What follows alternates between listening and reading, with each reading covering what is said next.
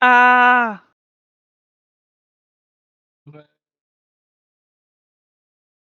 Ah!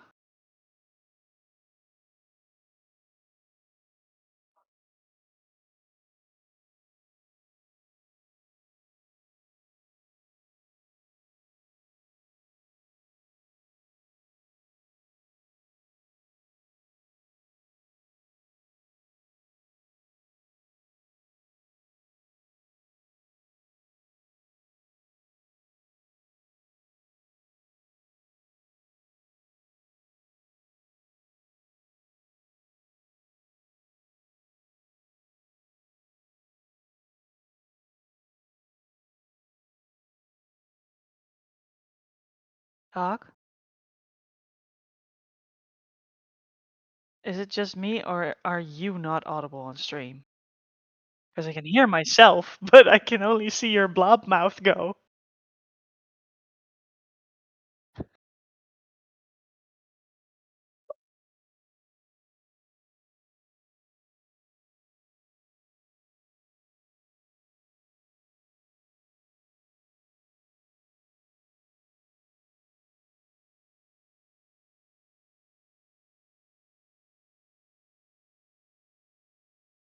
Please bear with us as we are having some technical difficulties and our DM is fixing them at the moment. There we go.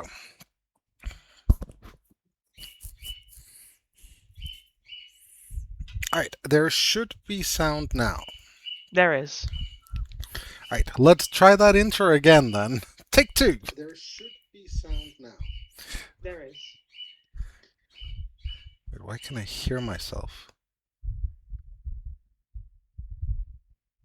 I have no idea. I don't know. So, welcome back everyone. It's been a while. Now, tonight we are not playing Blades in the Dark. We are instead playing a game called Shadow of the Weird Wizard. Shadow of the Weird Wizard is a game adjacent to D&D, but it is very much not D&D. The differences should become apparent as we play. Now, if you end up interested in Shadow of the Weird Wizard, I am sure there are videos on YouTube that will explain to you what it is, how it's played, how it differs, and how great or how horrible of a system it is. Ultimately, that's not what we're here for. We're here to play a game and have fun. I hope you'll join us for the journey and have fun with us. Now, playing with us tonight, I'll just be introducing your persons, your people, the people behind the characters. We'll get into your characters in just a moment. We have the usual crew of Centauri. We have Nexus. We have John. And we have Nari. And with us, we also have a new friend, hopefully, Namo. Namo is he's been a chatter. You might have seen him around in the chat before. He'll be joining us in the game for the foreseeable future. Hello. Now, I am working on getting a proper map of the game world set up instead of what you're looking at right now. Please bear with me. It's taking a bit of time.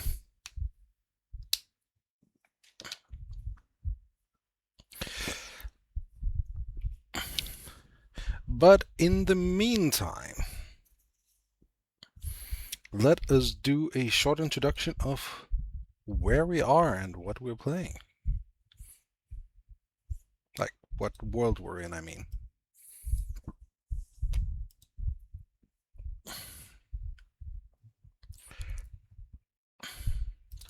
Hold up a moment.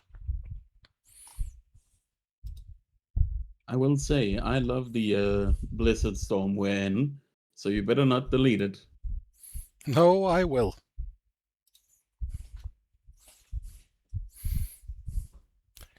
Where in the world did I put the notes I sent you guys? It's pinned. Remember, it's pinned. It is pinned. I'm an idiot.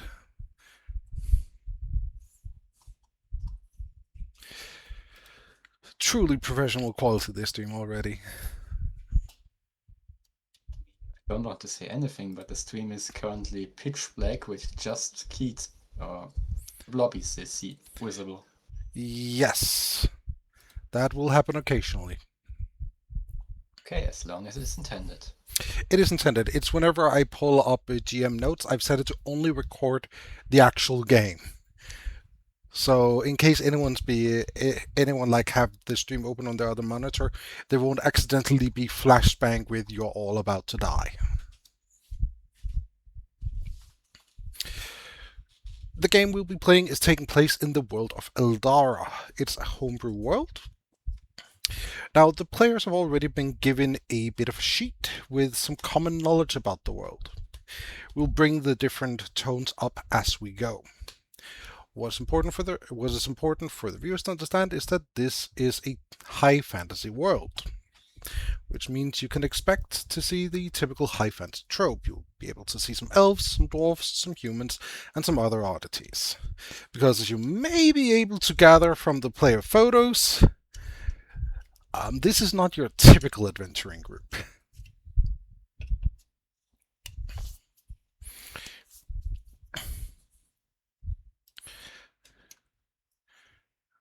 Give me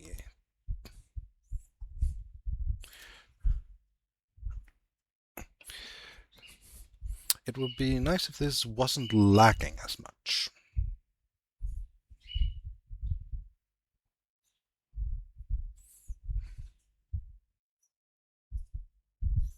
If I at the very least knew why it was lagging like this.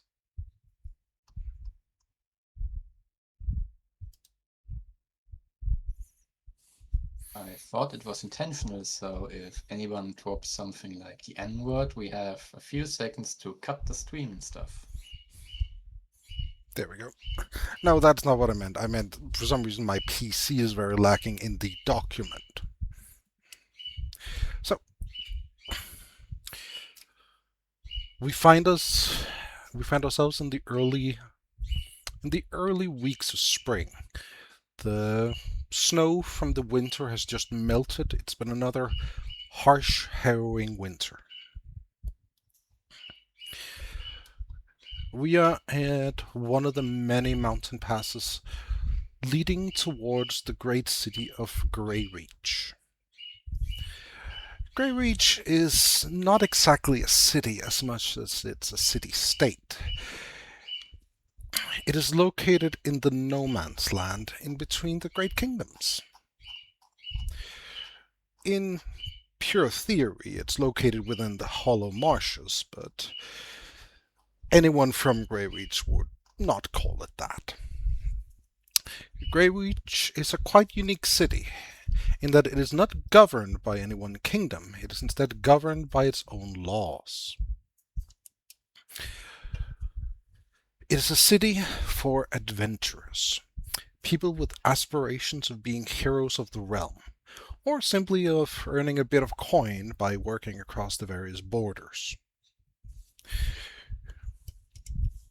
Due to the differences between the many kingdoms, the common folk is not allowed to freely travel. There's bureaucracy, there's travel treaties, permits, all manner of things that would prevent someone from traveling. But all of that is dissolved the moment one becomes a Greycloak, an adventurer from Greyreach. The party is now making their way towards Greyreach on this early spring. Because Greyreach, for all its majesty, is a closed city. It's not a place you can simply visit. There are small hamlets on the outside of the city where those who deal with the city but do not live there tend to make their living. But on 1 week of the year, the city opens its gates to the public. During this time is when the Adventurers Guild recruit new people. It is when the names of the deceased that passed during the winter are read aloud for all to hear. And it is punctuated with a day of heroes. A day where we mourn the champions of the past who gave their lives in service to Eldara as a whole. As you can imagine, the roads are packed. There is many people currently making the travel to the city. Some of these people are family members or loved ones of the adventurers. Some of them are state officials. Some, and quite a few of them, are hopefuls. People who themselves want to become great cloaks, to become adventurers. Now, as we approach the big, large line of people snailing their way towards the city gate, we see an odd gathering of people.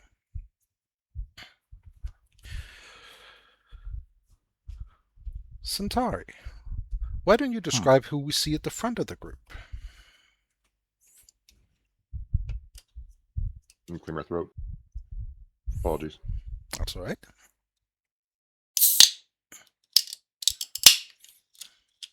You see a 6'2", 200-pound muscled man wearing beat-up old armor from his days as a conscript soldier.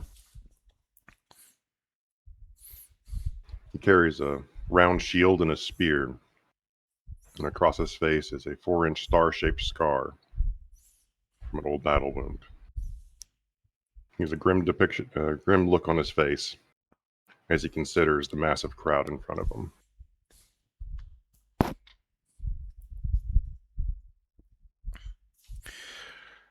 Now, as you're walking with all these people around you, you see a lot of young and hopeful people.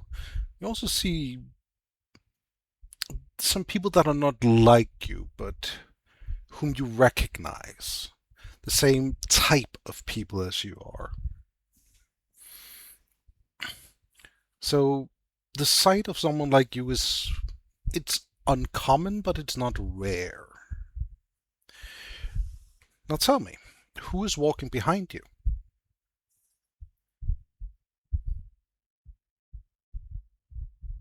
Behind me? Yeah. Is Nob Neo. Not near, which I believe is Nexus's character. Nexus, why don't you describe Nope. It's Nari. Nari's character? My bad. I will learn these names in due time, I promise. Nari, why don't you describe who's walking behind this stern-looking man?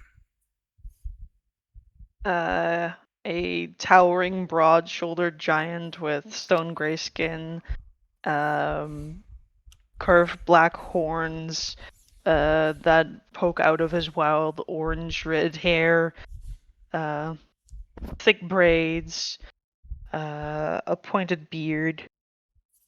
He wears a layered moss-covered cloak, all kinds of shaggy garments, flowers, crystal charms, weathered gold jewelry.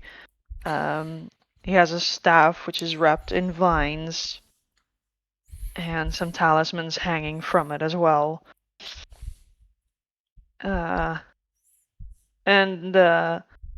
While he might seem intimidating at first glance, there's a kind soul underneath that doesn't really know where he is, and he is currently just trying to stick to the people that helped him when he first lost his friends. Now, people around you are giving you quite a wide berth, given how large and intimidating you look.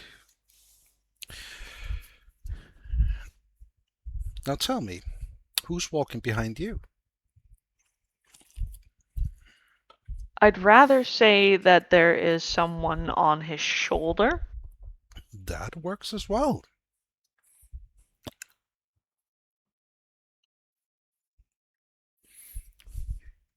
I'm guessing... Nexus, take it from here. Go right ahead. Yes, on up Neo's shoulder is a small hobgoblin.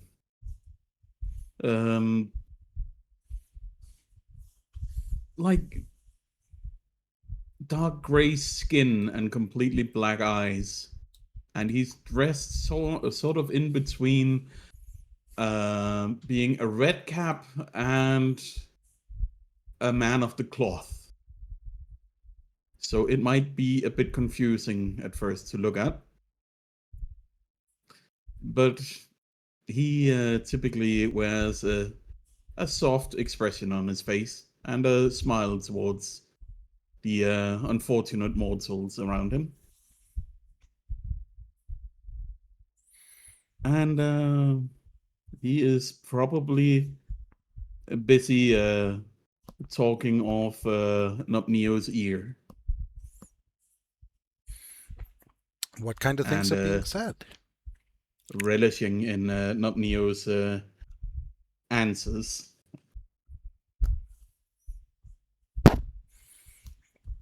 You're welcome to give us a few excerpts if you'd like. Yeah.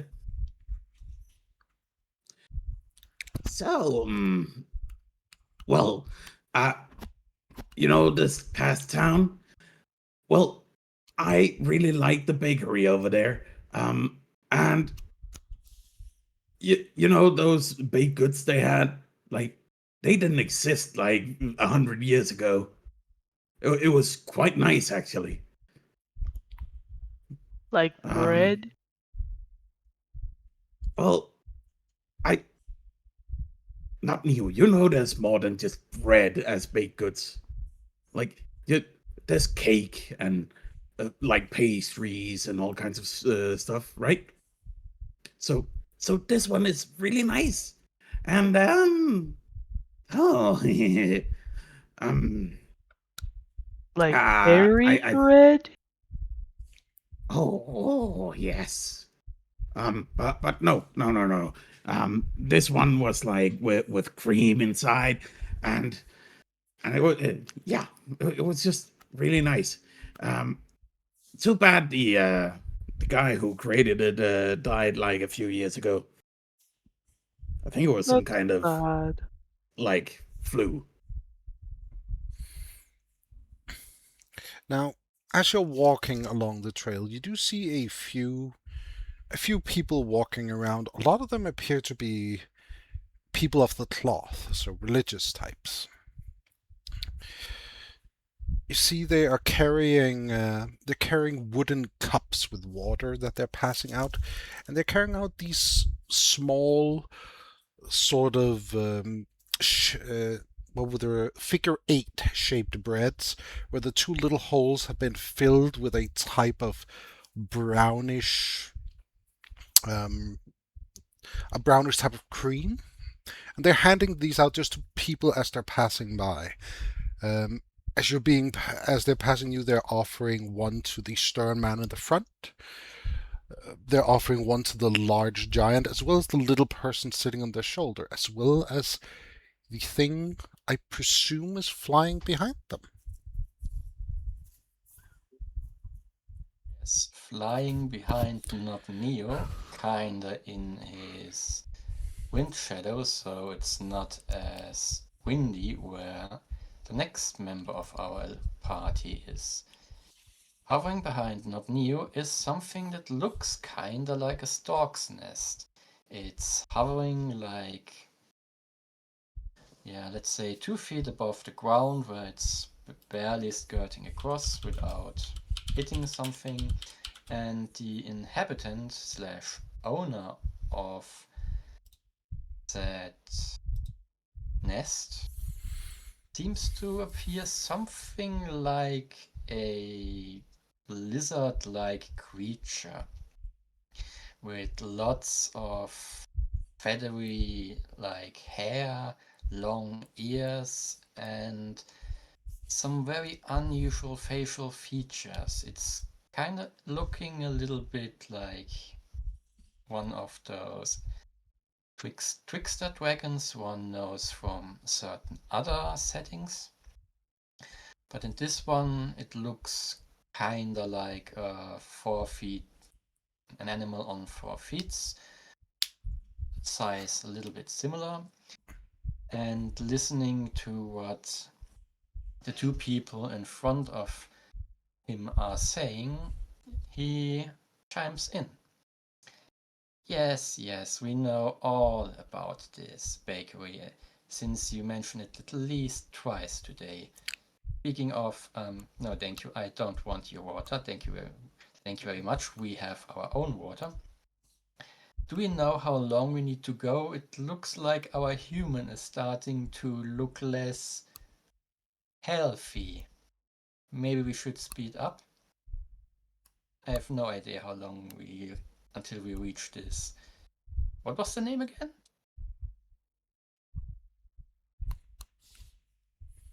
Gray speech, I think. Yes, this gray speech. We thank you, Neo.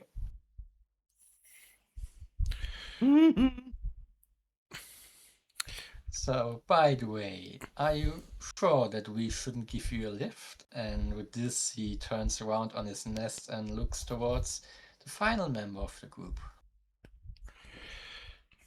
Now, the final member of the group is a little bit unusual, so I don't know where they would be. I'm going to let that be up to themselves as they describe who and what they are. Well, last but not least, bringing up the rear, we have a small set of chef's clothes, as is the easiest way to describe it. Very red, very obvious, nice little white chef's hat, and a fellow by the name of Reggie Porter, short of stature and walking behind them, though struggling a little bit to keep up, considering he doesn't have as long legs as neither as any of his traveling companions. Oh no worries. I can keep up. Just also there's nothing wrong with talking about the local businesses and enjoying them. It might be true, but we certainly have a different kind of food that we enjoy, so it is difficult for us to understand, I assume. Worry not, my friend. I'll teach you all about good baked goods later on. Yes, we can hardly contain ourselves. These sort of religious people that are handing out this water and says they hadn't really noticed you at first, but when you start speaking and they realize you're not a form of elaborate puppet, you are also hesitantly being offered bread and water should you choose to accept it.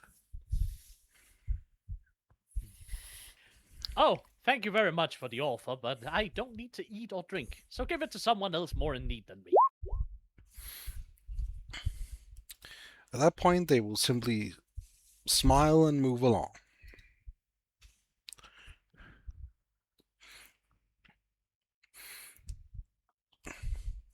Beautiful. Andronicus, the bread you're being handled, you can feel it is warm, and you can see on the top of it that it's a little bit sticky.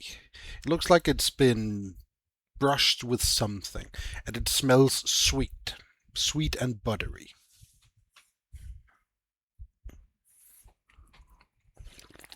You'll save it for later. All right.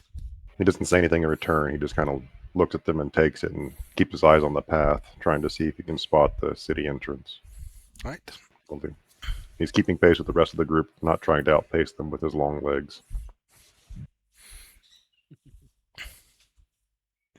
Now, you can at this point see the city in the distance, but more than that, you can see that a large tent city has been built up outside the city itself. You can see there are a few smaller tents for people who are just sleeping there, but there's also some quite larger tents that you'd see at fairs and the like. And as you sort of reach this little plateau that the city itself is built in, it's surrounded by cliff on all sides, save for the entrances. And as you look around to this basically flat plain, You can see that it is dotted with small tent towns around the place. You can see flags denoting the various kingdoms. You can also see quite a few entertainment type tents, circuses and the like. And you can see from the other passes large swaths of people are approaching the city itself.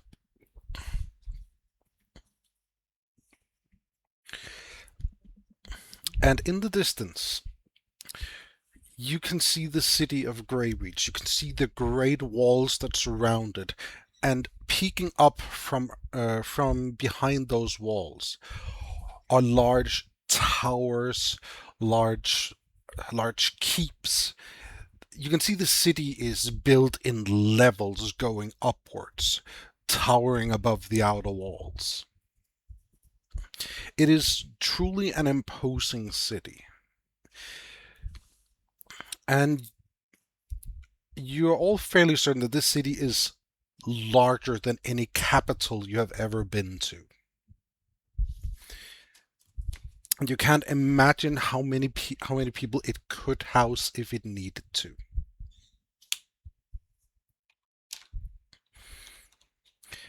It takes about an hour and a half's worth of walking before you get to where following the road basically becomes meaningless. People have started to gather around the city itself because the gates are not open yet. They will open today at midday exact. And you can see there's a thick ring of people around the city itself. If you wish, you can push your way towards the city gates. Well, not push away, like you're not doing violence, but you'd have to maneuver through the crowds if that is something you'd wish to do.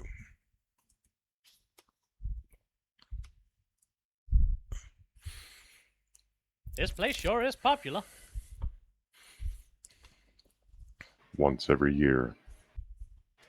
Is it because of the pastries? No. This isn't the pastry place.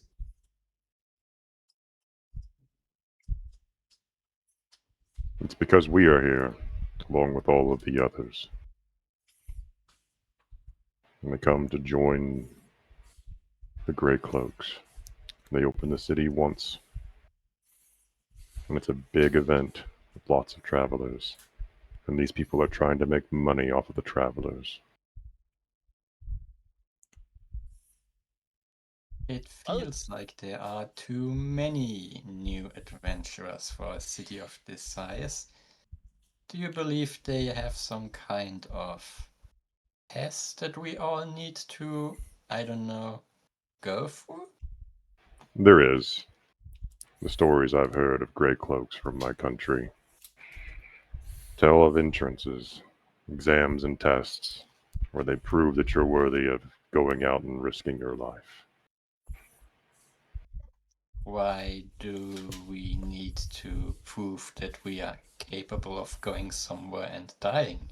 Isn't it more that we should be tested on the not dying part? The not dying part? I'm not that good at tests. You feel like that is part of what Andronicus is saying though. Like, so we need to pass the test to show that we don't immediately fucking die. Well, Like that we just don't go out the door and immediately fall over dead. So we're strong enough for not immediately dying. Dead bodies don't solve problems. Also, I think it would be an annoyance to, well, put them away and clean up after dead bodies. Definitely. Anyway, I mean, we all have certain professions from before. Worst case scenario, we can do other things, but it is best to make sure we're prepared. It's also nice to know what you're getting into, at least partially. Isn't an adventurer a profession where you have no real idea what you're getting into? Because if you do, then aren't you just a god? You're quite close there, little one. You see next to you a dwarf. He's quite pot-bellied. His fingers are fat-looking, but with thick golden rings on them. He doesn't appear to be carrying any form of weapons that you can see. A life of an adventurer is dangerous indeed, very dangerous, but it's also profitable. And that is why so many people want it. It's the dream of going out there, fighting for your own riches, grabbing them by your own hand.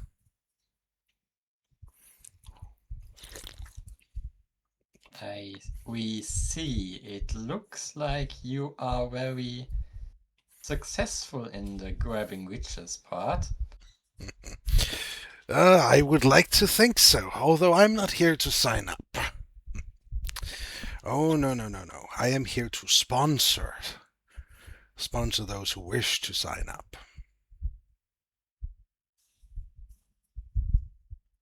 He looks over to the rest of his group like, do you understand what he's talking about? And then he looks back towards the dwarf and be like, yes, why don't you explain to us what you're talking about?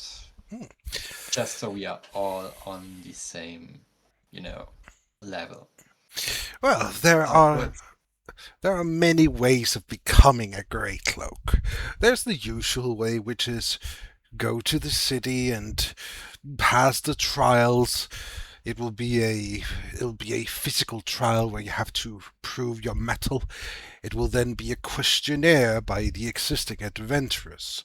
And finally, you will be asked a few questions while under the influence of magic.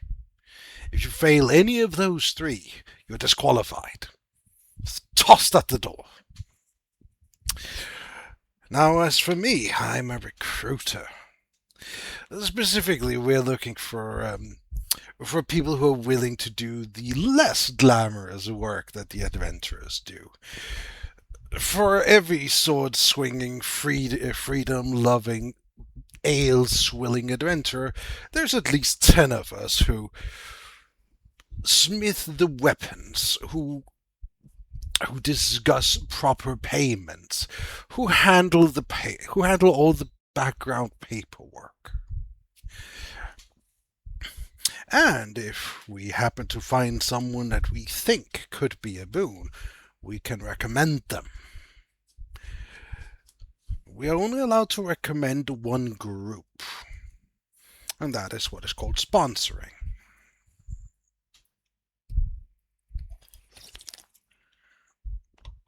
As for me, I deal with jewelry.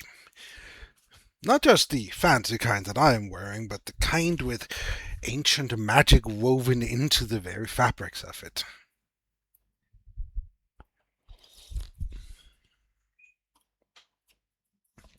Uh-huh. So you go ahead. So I assume you're here with some sort of proposal. Well, yes, of course. I presume the 5 of you, at least from how you're speaking, are looking to become adventurers. Is that correct? I am looking. We're to become a looking Grey Cloak. for the bakery. Well, I'm afraid there's no individual bakeries in Grey Reach. There's the Grand sorry, Hall. Just let Andronicus lead the word, though. Oh, okay. That would be We'll this. go to the bakery later. That would be this stern-looking gentleman, I'm guessing. I am here to start a new life and become a Grey Cloak, and try to find some glory in this life worthy of the after. An honorable pursuit. Now, as I stated, if I were to sponsor you lot, you would skip right past the tests and would become Grey Cloaks within the week. He narrows his eyes at him. That hardly seems the fair path. Oh, it is quite fair, as I am left to choose whom I wish to sponsor. It does mean that you will live slightly less free than the average adventurer. You will still, of course, do adventuring work. Do not get me wrong, you will be able to travel and do as you please. However, there will be times where my specific branch of the Grey Reach will ask you to make deliveries for us. This can be orders of specific cuts of jewels. It can be scrolls that we need for our smithing. It means that you'll be more involved in the running of the city. It is by many seen as less glamorous work. Some Grey Cloaks would say that you're not true adventurers. But I'm sure people like yourselves can see the benefit of such work, and you're of course fairly compensated for the time where you're not out slaying trolls or whatever you might end up doing.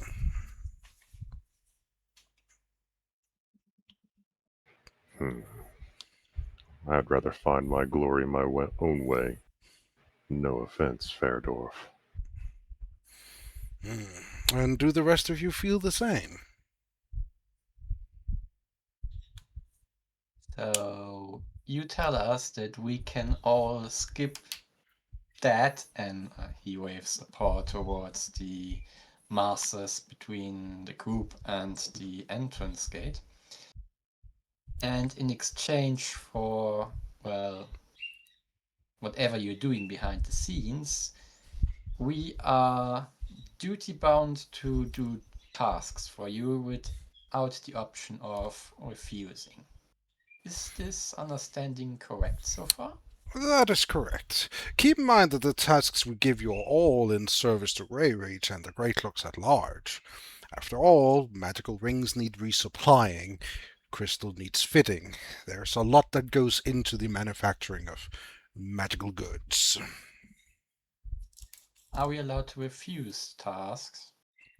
I mean, not just straight up refusing, but if someone less honorable were to just tell us to, I don't know, walk into a blizzard, I don't think it would be fair to expect us to be duty bound to fulfill that kind of suicidal task.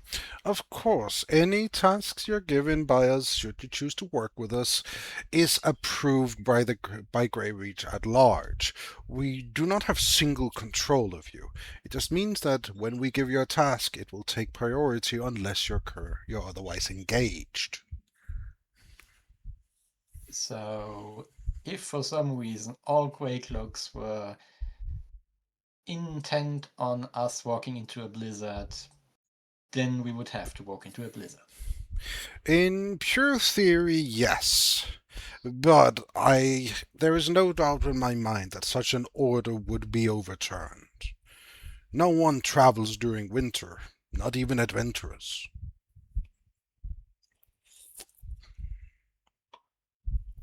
The Grey Cloak That might is, protect you from many things, but not that type of weather. that is true. It sounds like a fair deal, but maybe we should hear the rest of the group, because I would find myself agreeable to this task. Probably, I assume there's going to be some kind of hiring on bonus apart from this. Well, cutting the line. Well, it will primarily be that you do not need testing, since much of your time will be spent traveling to and from delivering things, meaning that you'll be less likely to encounter all the many different scenarios that a typical adventurer might. That's not to say it won't happen, it will just happen less. does this mean that since we are business associates, we would have easier access to your kind of wares? You would, you would of course have first pick whenever the store is being restocked, and you can request specific things instead of waiting for them to become available.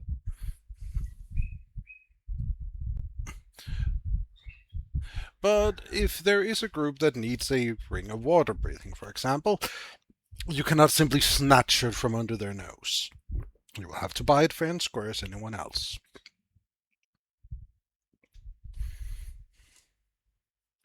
I'm thinking real quick. I want to ask him something, but I'm trying to get the words right in my head.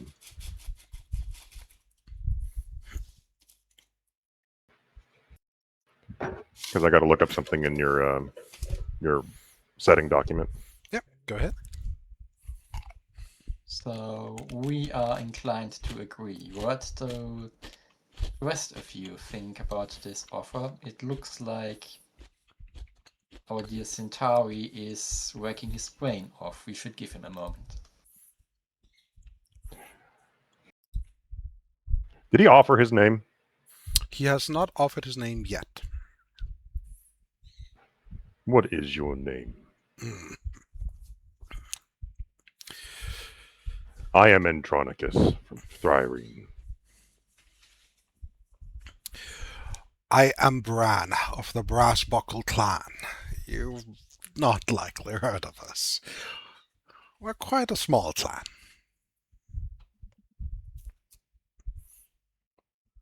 Bran, I do not mind working with you, but I do not want to be beholden to your every order. I would like to mark my place in the Grey Cloaks my own way. But I can see the benefit in having a partnership of a sorts with you.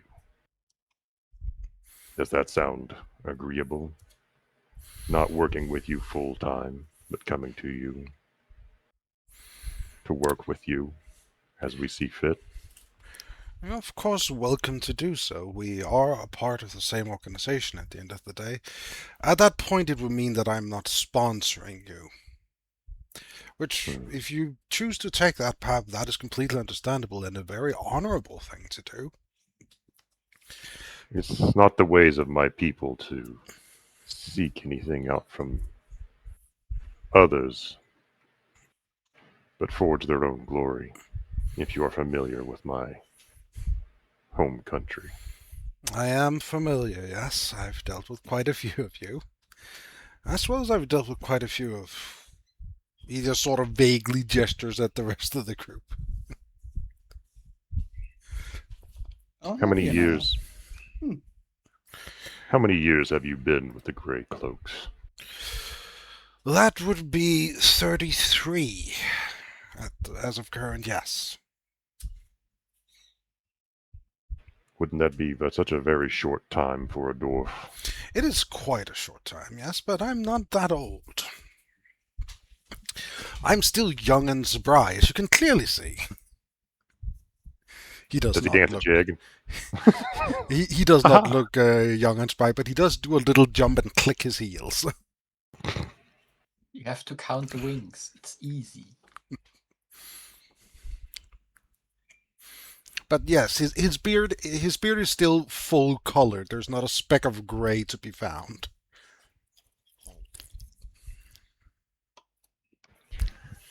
Well, Bran, I appreciate your offer. The rest of my party may seem fit to take upon your patronage, but I will pass these trials my way. And he leaves no doubt in his voice that he plans on passing the trials. He is confident, or at least confident in his decision. Well said, Andronicus. You have my vote. Thank you. He places a hand on his quote-unquote shoulder.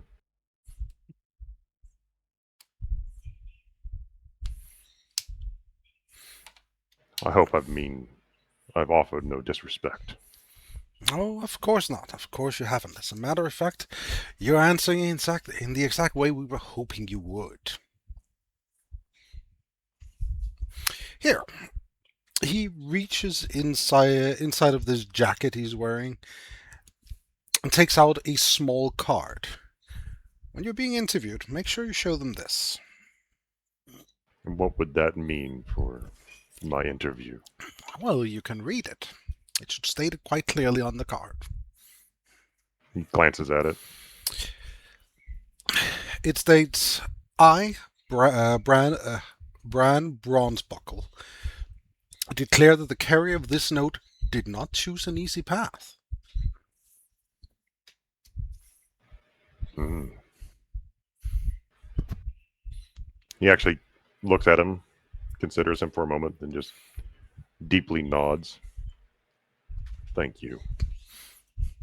Of course, now I gotta get going again. There are others to recruit. And with that, he sets off into the crowd with a bit of swagger to his walk. He appears to be enjoying this thoroughly. He may not be what he once seemed to be initially. Seems like there's more layers to people here in Grey Reach. Yes. Quite a few layers to people in general, I've found.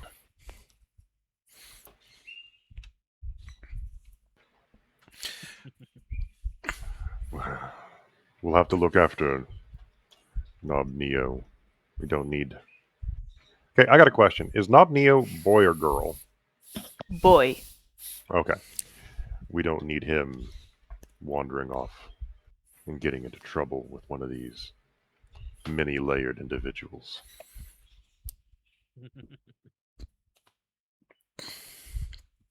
On that, I concur.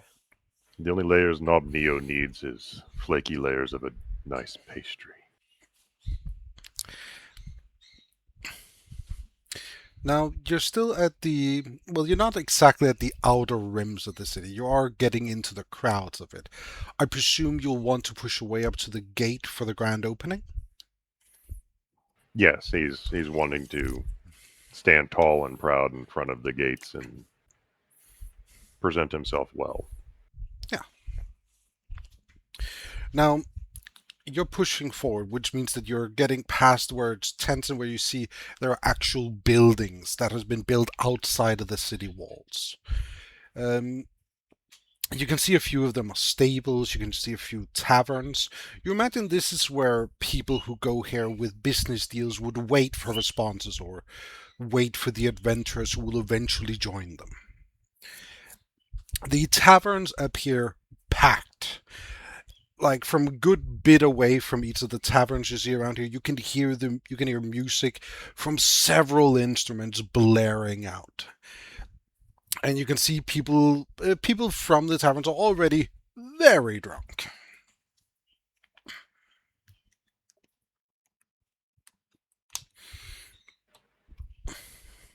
He keeps his countenance and just kind of just works his way through the crowd up until where he can't go any further, waiting for the gates to open. The gates are still closed at this point? Yes, the gates are still closed. Currently, it's about 45 minutes before midday. And you know that midday is when the gates open. Exactly when the bell of the cathedral tolls.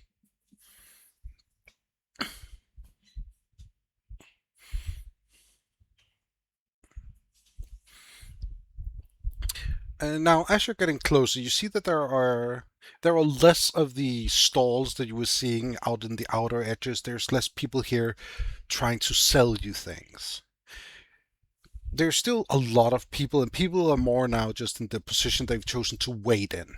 So it's a bit more packed, but you're still able to make progress forward.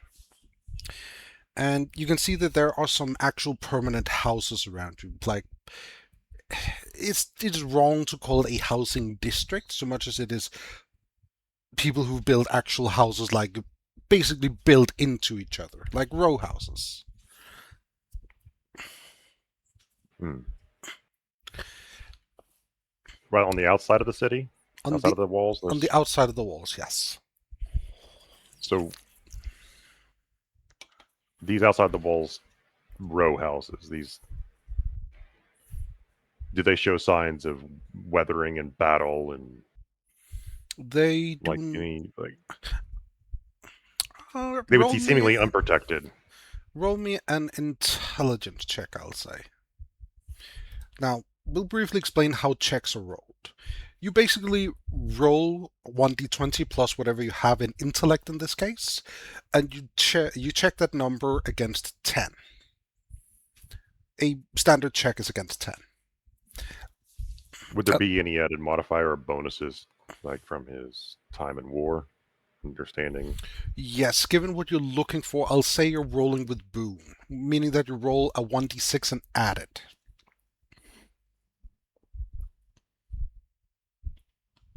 One boon. Yes, just a single. Target ability. Intellect. There it is. Well, I clicked the button next to intellect, and I was like, now I have to pick intellect again. What the fuck? 22. I rolled I rolled max. You rolled a nat 20. Damn. Delicious. Alrighty then. So yeah. Let's see here. You're looking at the different houses. You can see, at first glance, they don't appear too weathered, but as you're looking at them, you can see there are a few places where houses have been repaired, where the coloring don't exactly match. So it seems that while these are exposed if the city is ever under attack, it appears that it doesn't happen often. At least not enough that you see clear signs of it. I'll give you a bit more given how good you rolled in that intellect check. You can tell that the names that are written on some of the... they're on mailboxes, essentially. Well, not mailboxes, but like signs, like residents of such and such. You can tell by the names that you see on some of these houses. These are houses that carry the names of some adventurers. And you imagine that these are likely the families of those adventurers who chose to come here and live near them. But despite... Does he are any names notable on there? I'm only asking because he would be more interested in the names of past quote unquote heroes. Let's see. You don't see any names of heroes that have passed, but you see names of some current, like, rising legends, people you've heard about at taverns. Like, did you hear that that Aaron Longaxe went up and chopped a Hydra clean in two, up to the north? Yeah, a bunch of people saw it. You know, that, like, those are the types of names you'll see.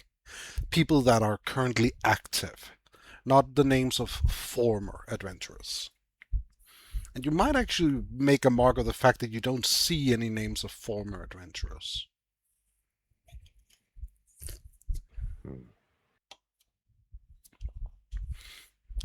If he approaches one of these households and sees one of those names carved into it, he'd probably like run a finger over there. Just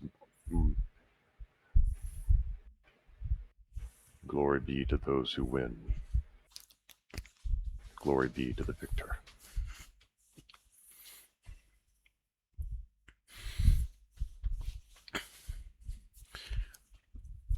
As you say those words, you almost feel a sort of reverberating sense from the stone. You're not sure if the stone reacted to it or you're just imagining things.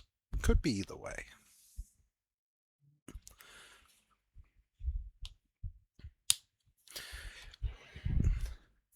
At this point, you can see the large gate. There's still quite a few people in front. And you can see there is basically a large line of people. All of them are wearing what appears to be plate armor. It is built in a style very similar to the type of armor from where you're from. Let me just quickly find the name of that area.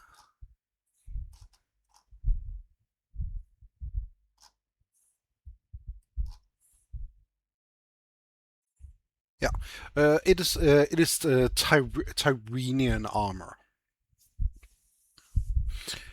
And you can see that each of these people, they're all standing there with large halberds held like resting on the ground, and they're all wearing these grand, deep grey cloaks with some silver thread woven along the edge of them.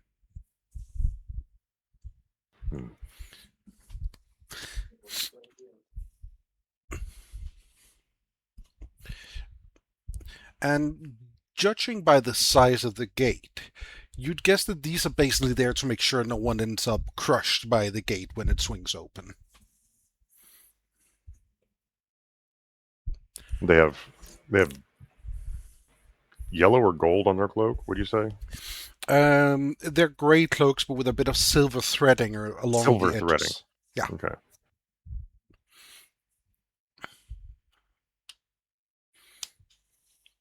So the gates are opening.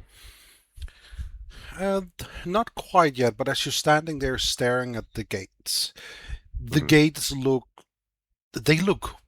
old. Not just old, they look almost like an artifact of a forgotten age. They look heavy and impossibly large. Like, the gates themselves are towering the houses that you've walked past. You're fairly certain that a dragon, a proper full-blooded dragon, as you've heard in tales, could walk through these gates like upright without scratching its horns on the top.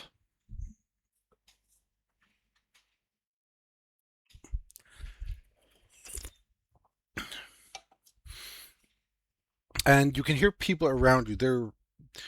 The people here are still chatting, but it's not as active as it was in the crowd. People up here are more quiet. The conversations that happen are whispered.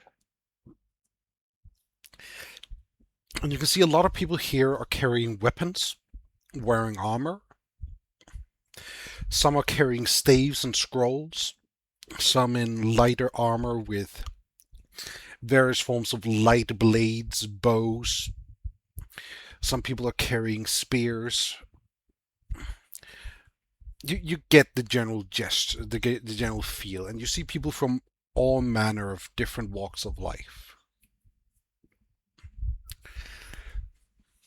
And from within the walls, you hear a loud clang, like the chime of a bell. And you can feel the actual ring hit you in the chest as it rings. It rings once, twice, thrice. And then you hear the creaking and feel the earth shake ever so slightly as the gates slowly open. And as they come apart, you see the streets beyond. The roads here are paved neatly with stone. It is laid down accurate. There is not a single stone that is bumped out of where it should be. You know, normally when you walk on cobblestone, you have to be a bit careful. Not so here. Everything looks straight.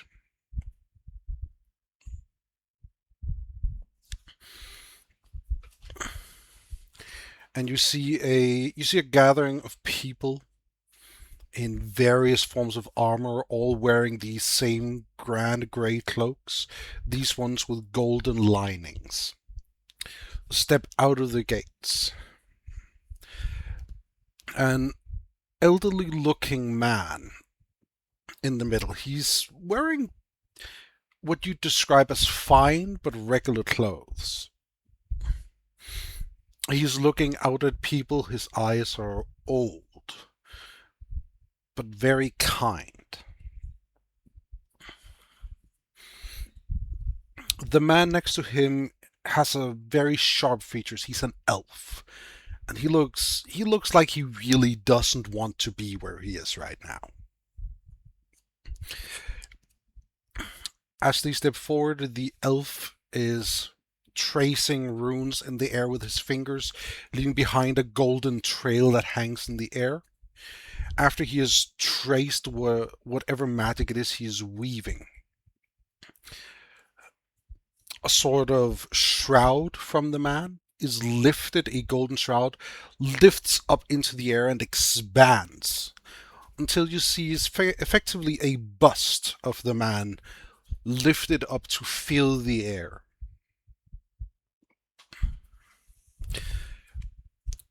Given how large that bust is, this can likely be seen from outside this little small city area. You've no doubt that you could likely see the shine of it from as soon as you exited the pass. You likely wouldn't be able to see what it was at that distance, but you'd be able to see the shimmer.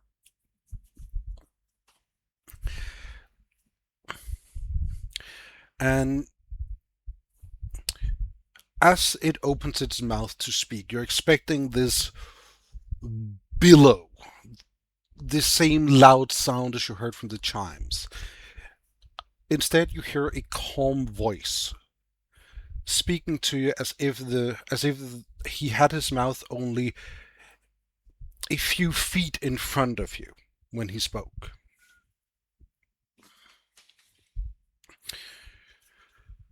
Greetings, people of Everall. Sorry, people of Eldara. I am proud to see that so many of you have come here, both to join our ranks and to honor those that have been lost. Once again, we open our gates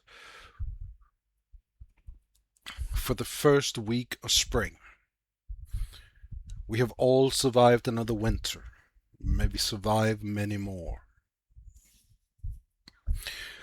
To those of you who are here to visit your loved ones, I'm sure they long to see you. To those of you who are here to offer trade deals and give us the larger jobs of the year, our ministers are looking forward to speaking with you at the usual places. To those of you who are here to hear news of what transpired during winter, on the last day of the first week of spring, there will be the Day of Heroes. All the names of those who have been lost will be announced then. If you cannot wait, then come to the Hall of Heroes and speak to one of our ministers. If your loved one is among them, you'll be led to where they rest. And finally, if you are here to join our ranks, walk along the great street, towards the largest keep that you behold, and enter the grand hall. Here you will be selected one by one. You will undergo trials. You'll see if you are fit to carry the grey cloak. And I look forward to seeing you all there. With those words, we declare Grey Reach open for the first week of spring.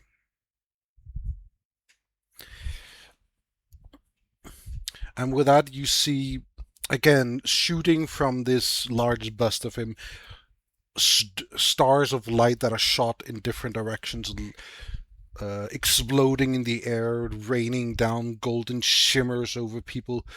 And you can see that as they're falling down, they vanish into nothing as they're about 2 yards above your heads.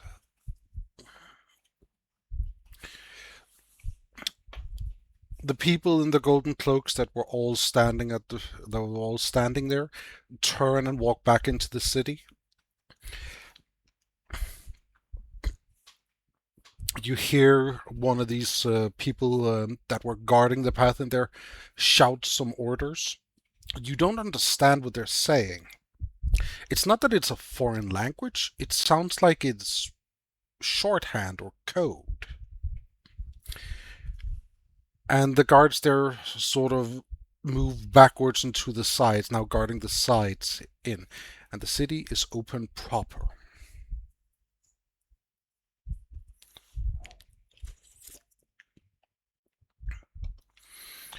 Um, without ceremony or any words, just wave the group forward and start walking in. Down the Great Street, comparatively to the OK Street or the Mediocre Street. It is a nicely made street, is it not? I do agree. I just find the naming convention kind of funny.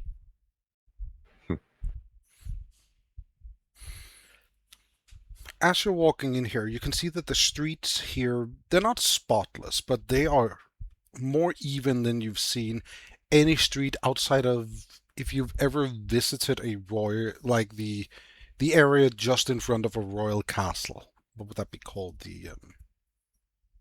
I'm looking for a word here. Courtyard. Courtyard. Yeah, if you've ever been in a proper castle's courtyard, you've seen streets as even as this street.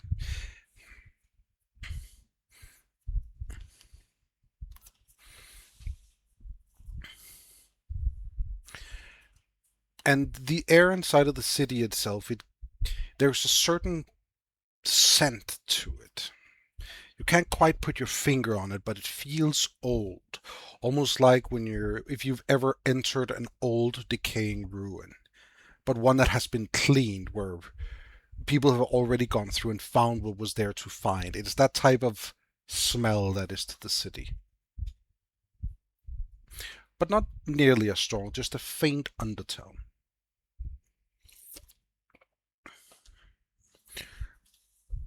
And as you're walking the streets, you see buildings that you recognized from stories or from depictions in artwork.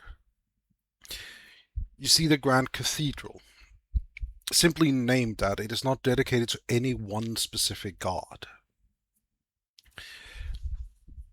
It is the one place where you can find priests of almost any deity you can imagine. Any who are willing to work with others.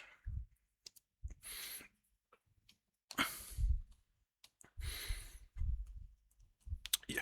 And of course, opposite it, you see the Hall of Heroes, a large marble building. While you've never been inside yourself, you know that the building is filled with halls upon halls of plaques with names. Names of all who have taken the Great Cloak and who have fell in the line of duty are found here.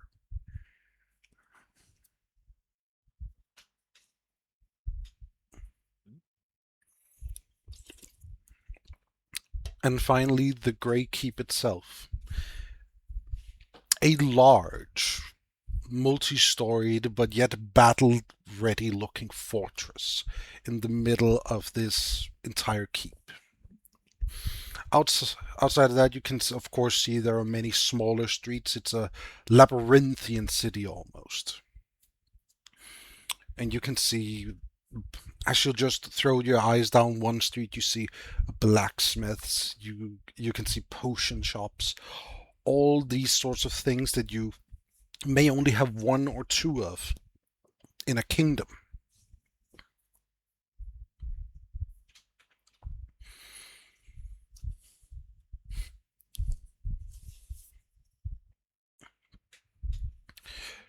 And I'm presuming you're beelining it towards the Grey Keep itself and the Grand Hall. Not pushing way through the cloud, just moving, yeah. Yeah. Just Walking at normal pace. Taking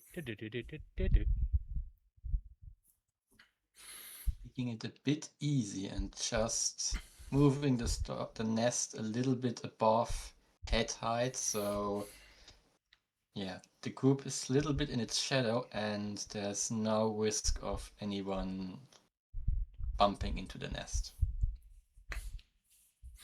I do need to ask, what is you using to move the nest?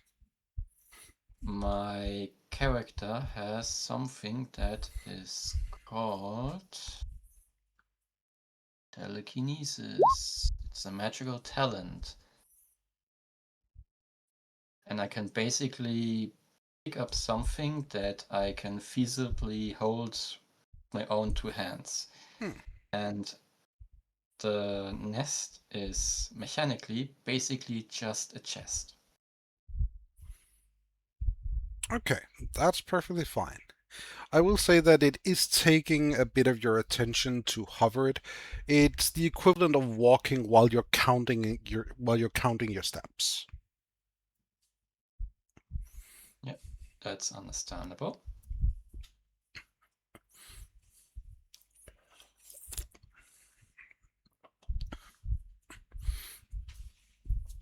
All right. So you make your way into the grand hall itself. Again, this is a place you've seen depicted in artwork in the past. Typically, the hall is depicted as having long tables where various people in armor is sitting around, some with maps in front of them, some are eating, some with bandages still recovering from some sort of injuries, but all smiling and laughing.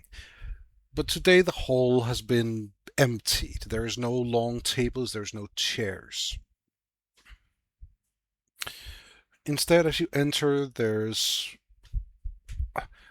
basically a line of people. Now, given that you pushed yourself to the front, there's as soon as you reach the hall and entering, you're walking and you're looking around. You can see there's glass-stained windows depicting heroes of the past. You see someone in a grey robe sort of lift their hand towards you and wave you over to them.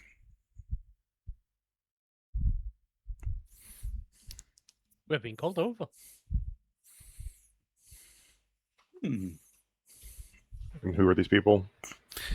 They appear to be some sort of, you'd call them a clerk. They're basically just people who keep stuff organized. Are there other groups like them calling other people from the crowd, or It's are they just singular? it's just a single person waving you forward. But you can see that there's basically a line of these people that are calling other either individual people or groups towards them. And you can see that they're basically standing there with large books in their hand and quills.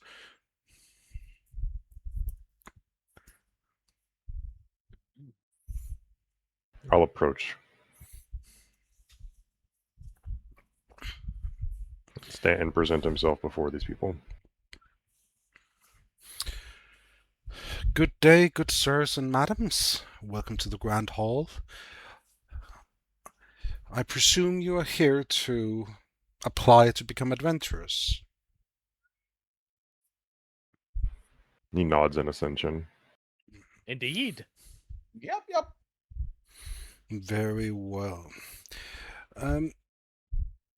Are you all here as individuals or your group? They are with me. As a group. May I have each of your names, please? I'm Andronicus of Thyrene. Andronicus of Thyrene. But I'd like to keep my name. It just means that you're letting them know what your name is. I do not need to take your name. I simply need to know what it is. Right. I am not Neo. Not Neo. All right. And you? Yep. Oh, let me stretch. So my name is Grail Light Mix. Did you say Grail or Krell? Grail. Can you spell it? Sure. Krel.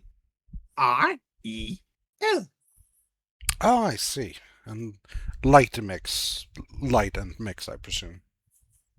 Yep. Alrighty. And how about... Is that a familiar? No, he is friend. Well, may I have friend's name, please? Or may I know Oh. what it is? He's AFK. He is friend. We know him as friend. He's literally never told us anything else that he is friend. We'll put down alias friend. Yes. Trust me, it happens a lot more than you'd think. And am I? Oh, yes, you, please. I am Reggie Porter, baker extraordinaire. Pleasure to meet you. Reggie Porter, and a pleasure to meet you as well. And now, you're here to sign up as adventurers, not as aides or anything of that effect. Full-blown adventurous. Right, Andronicus? I'm here to make my mark as an adventurer. Okay. And you do understand that by coming here, you're not guaranteed a spot as adventurers. You will be tested. If you are found to be wanting, you will be asked to leave by the end of the week as with any other visitor.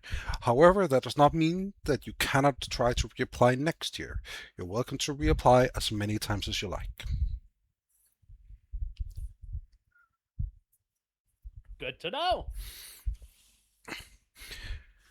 And finally, you also understand that the testing can be dangerous and that people have not only been injured but have lost their lives in the past. Aye. It's of course a thing we Occupational try. hazard. It's of course a thing we try to avoid when it's not necessary, but for the testing, it is.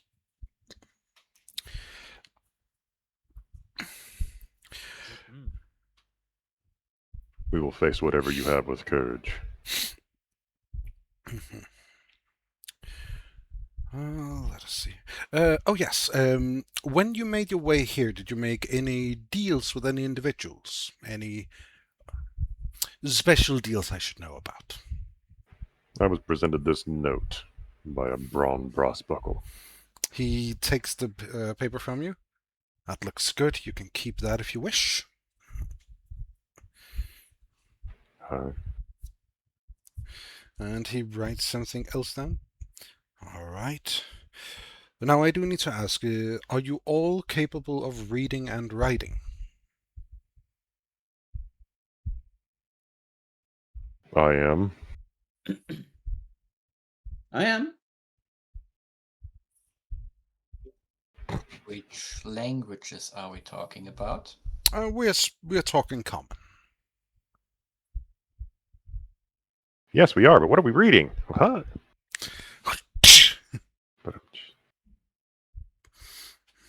Letters can be difficult. Runes are easy. I see. What runes do you read? I'll see if we can accommodate. The pretty ones. He looks around at the rest of you.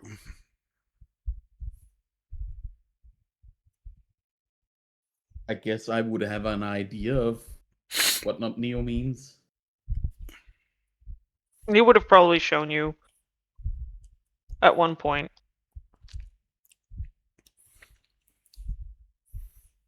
Yeah, and what would that be? I mean, runic is the language that I have So as a it is bonus just language. runic. So, yeah. Okay. Yep. Like Yes, an- good like old an ancient- runic. What in Ronicus? I was gonna say it's like some ancient runic common or something like that. Some old version of. I don't know. Just trying to make it make sense. I'll see if we can accommodate.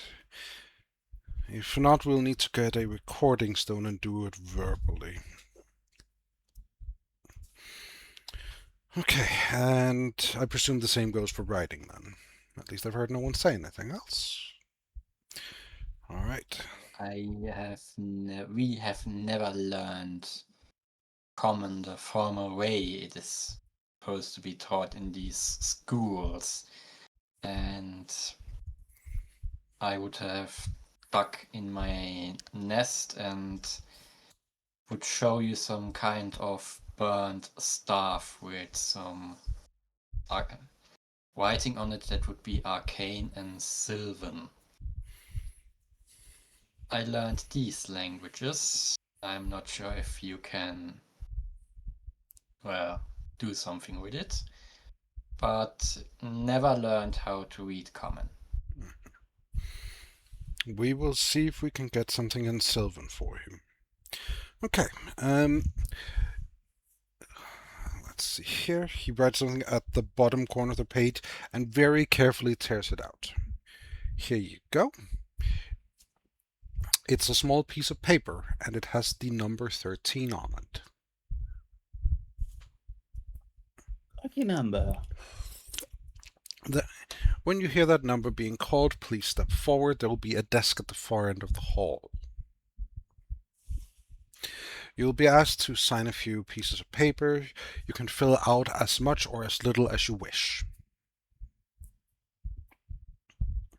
After that, you'll be led to your trial. In the meantime, if you have need of water or anything to eat, he gestures towards a large table alongside the right-hand side. And you can see there is fruit, there's bread, there's bits of cold bits of meat, and there's large barrels that are labeled water. You shouldn't be here too long. You came relatively early, but some people are sometimes here for quite a while. But help yourself to anything you'd like. Within reason. Appreciate it. Right. Before I let you go, do you have any questions? Is being hungry enough reason? Indeed it is. So long as you take what you can eat, and do not stuff your pockets.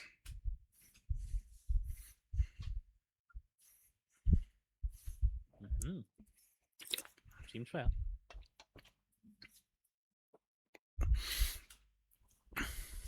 All right. If there's no questions, then off you go. Or in you go, I suppose. Both work. And you're basically being waved past him as he flags down another group behind you. I apologize. I need 5 minutes to do something with my cats. Be right back. That's perfectly Okay. fine. We can take a quick 5-minute break in that case. If anyone needs refills or bathroom or anything of the like. Cat mayhem. Woo! Cat mayhem! Alright, then I will be right back. Right. I am, in the meantime, turning off the sound, so our dear viewers, you'll be without sound for a bit.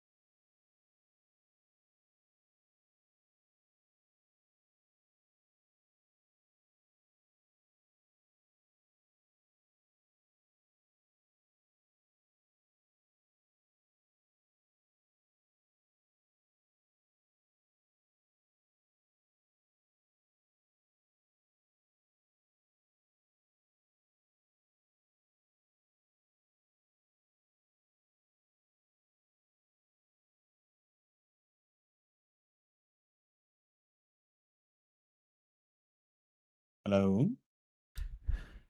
We are live and sound again. Let me just remove the beer backs. Oh, that's good. That's good that you didn't have audio for a moment there. Oh, I had the audio off while we were on break. Let's see. Pass. Aw.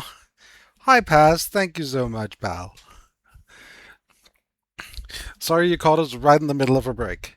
And hello, Jackal. Do not worry, was just up and walking about for a bit. And I have been hydrating because Lord knows if I didn't, I'd die.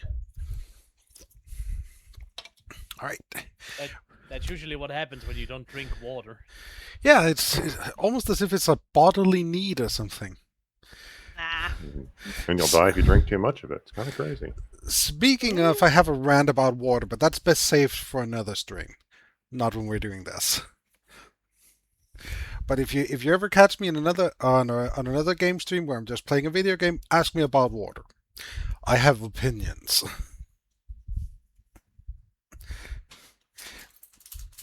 So you're in the Grand Hall. You've been given the number 13.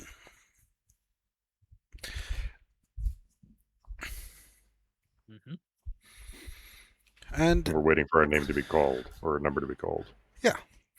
You're able to get yourself refreshments in the form of water, food, whatever you might like. There's quite a range of different types of food.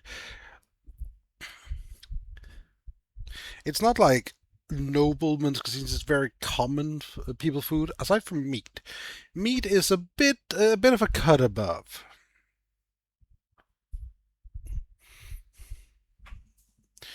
Mm-hmm.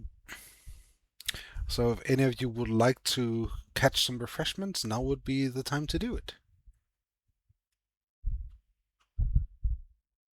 Neo is No. gonna walk over and grab some berries.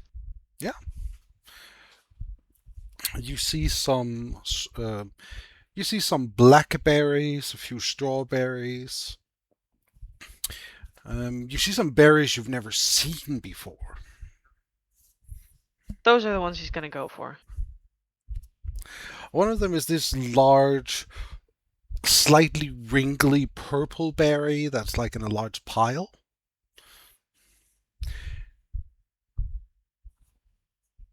And when I say large, I mean like it would fit inside the palm of a regular human. It's likely quite small in your hands.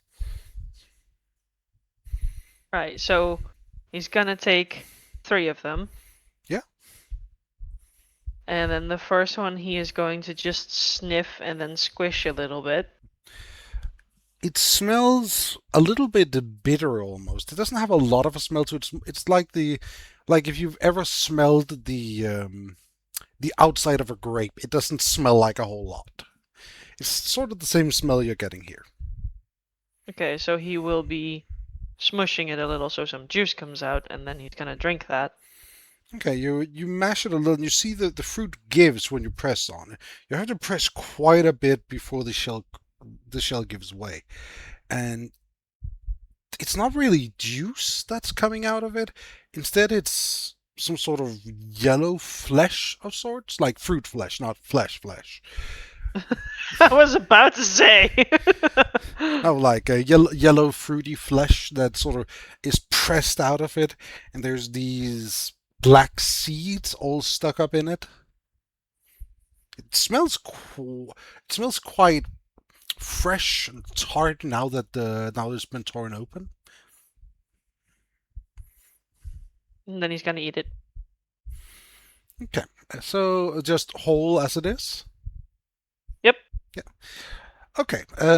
As you're chewing on it, you're met with an intensely bitter taste that very much tastes like something that's not meant to be eaten, blended with a very sour but fresh taste from the flesh of the fruit itself, and then the intense and hard crunches of these black seeds. You're fairly certain that those seeds are not meant to be eaten.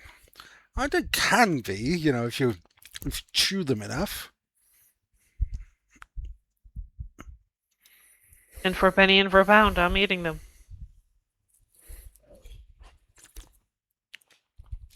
simple meal of meat and bread and a bit of cheese would be all Andronicus would take. He wants to keep a light stomach for the trials.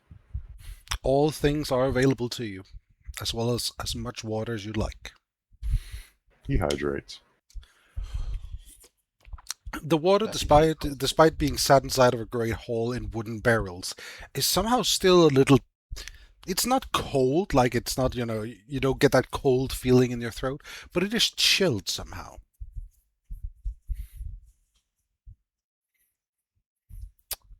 Friend was saying something, I believe? Nothing important. Brent would also go and take some of the fruits, because I believe the meat would all be cooked, right? Yes. The meat, most of the meat here is cured, so it's like very salted meat. So, it can last just sitting out. You see a few bits of highly dried meat. You don't see any like fresh meat anywhere.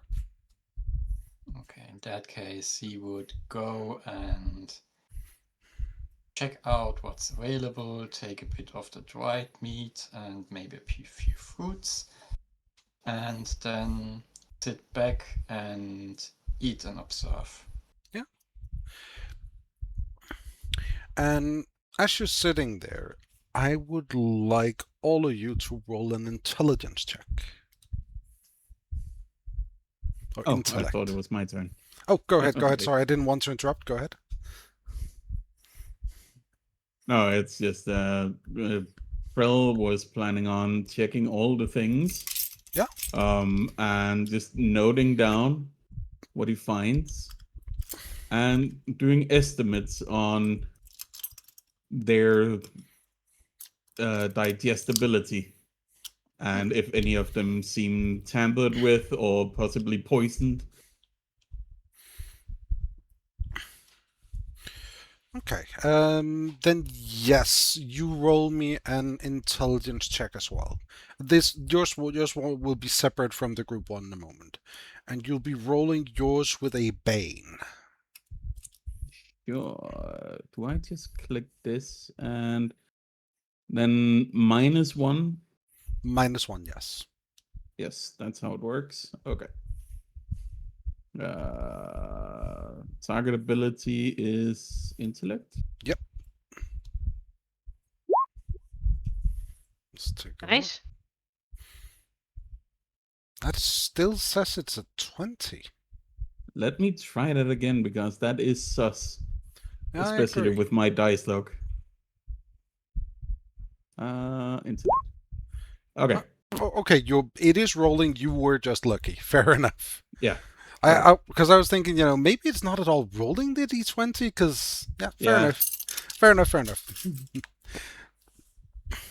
I'm sorry. It's not that I doubt you guys. Anyway, it's just I doubt the shoddy sheet No, built it's into like, roll 20.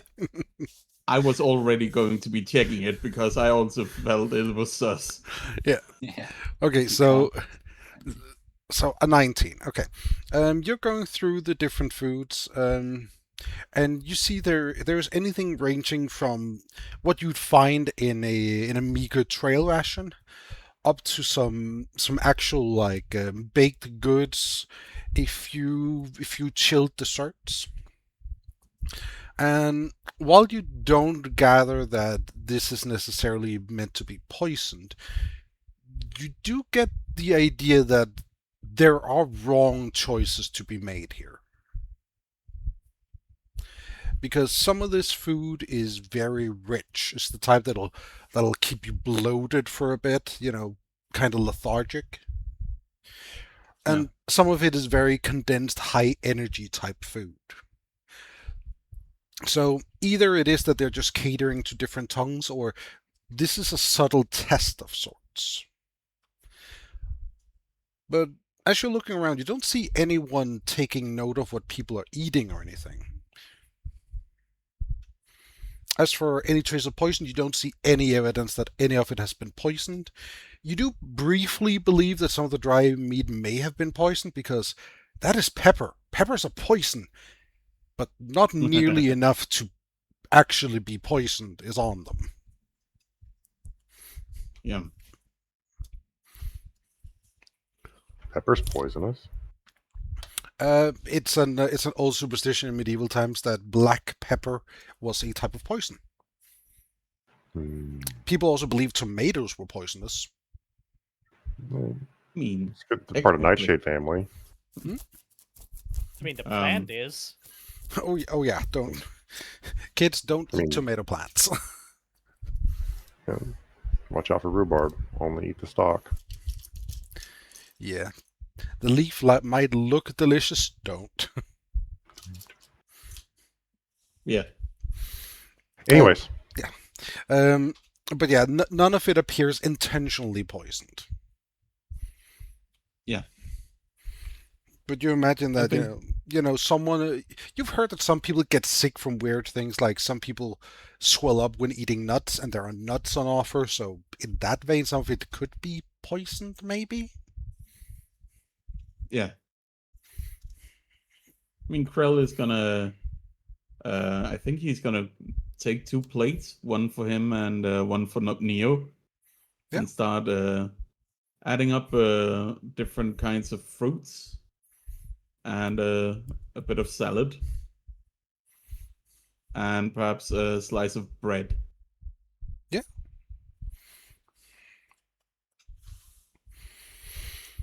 And I presume Reddy is eating nothing. Correct. I mean, you could check out what's on display to see how it compares to your handiwork. I don't have hands. Reggie's not the judgmental type. But you also just said that there's pastries. Yes. I would like to see if there is one with cream filling.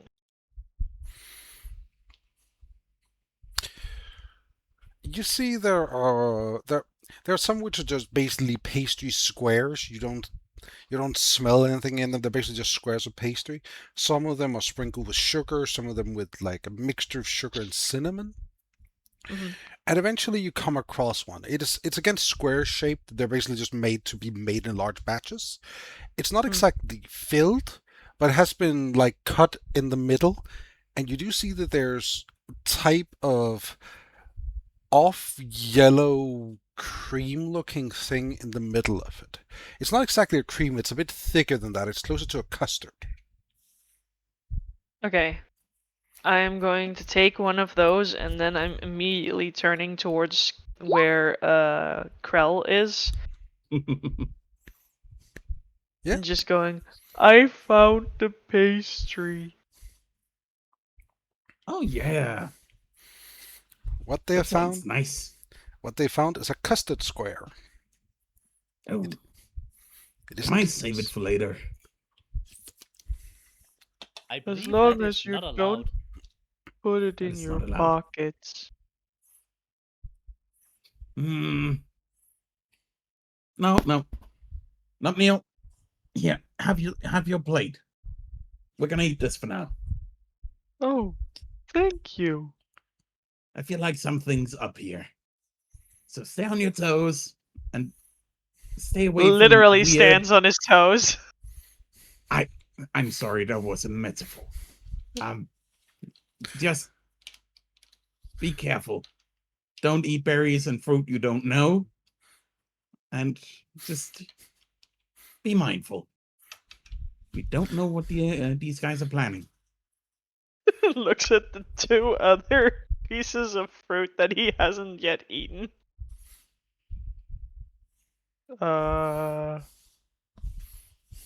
Just trust me, buddy.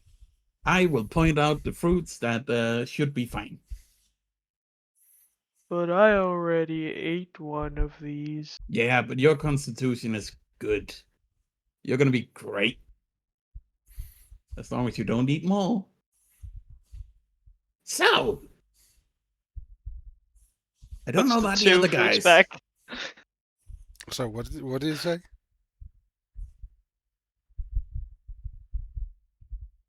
I'm putting the 2 remaining back because Krell told me to not eat more of those.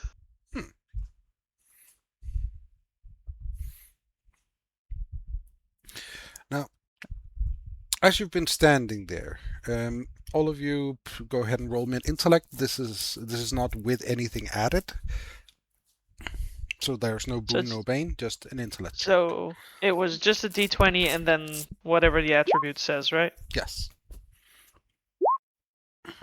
So I don't have it put into Roll20. I'm just doing it with a sheet in front of my face. That's fine.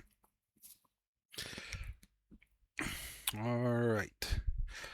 Krell and Andronicus. Both of you notice that with sort of 15 minutes to 20 minutes sort of intervals, you see a group of people just sort of look up for a moment, look around, and then start walking. But you don't hear anything. There's no number being called out. Take note of it, but don't presume anything and just watch them leave.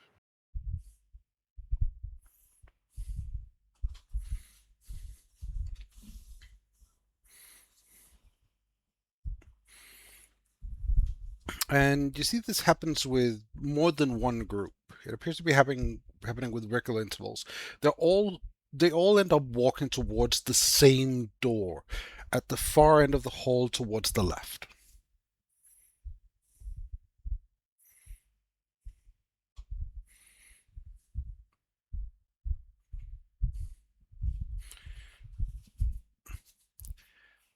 And after you've been standing there for a bit, you hear a voice. It's not like calling out. It's just speaking at a common but relaxed tone. Number 13, please make your way to the end of the hall, door to the left.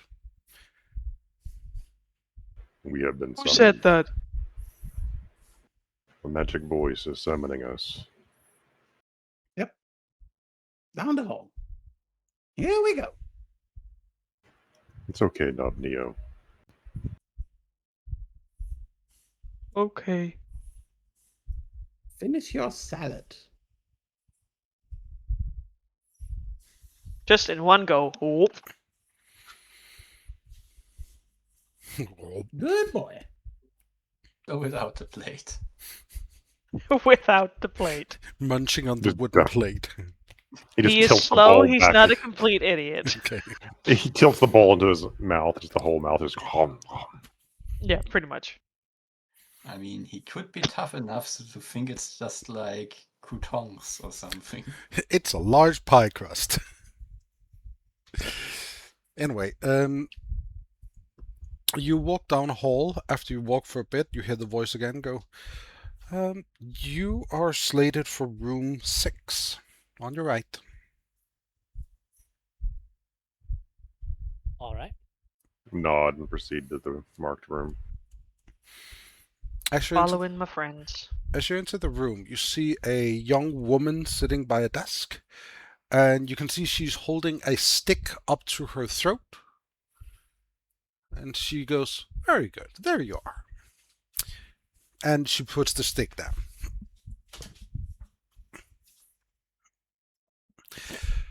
Please step forward. Your number, please. 13. I see.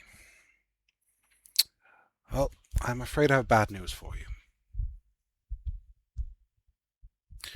Oh, We believe that many things play a part in adventuring life. One of those things is luck. I'm afraid you drew number 13. That means you are disqualified. I challenge that. Luck does not rule. Besides, No. 13 is a lucky number. No offense, isn't part of the adventuring lifestyle turning around your luck in bad situations? What Well does said. number do with luck? Superstition. As he says, yes. But we do believe that luck is a tangible thing.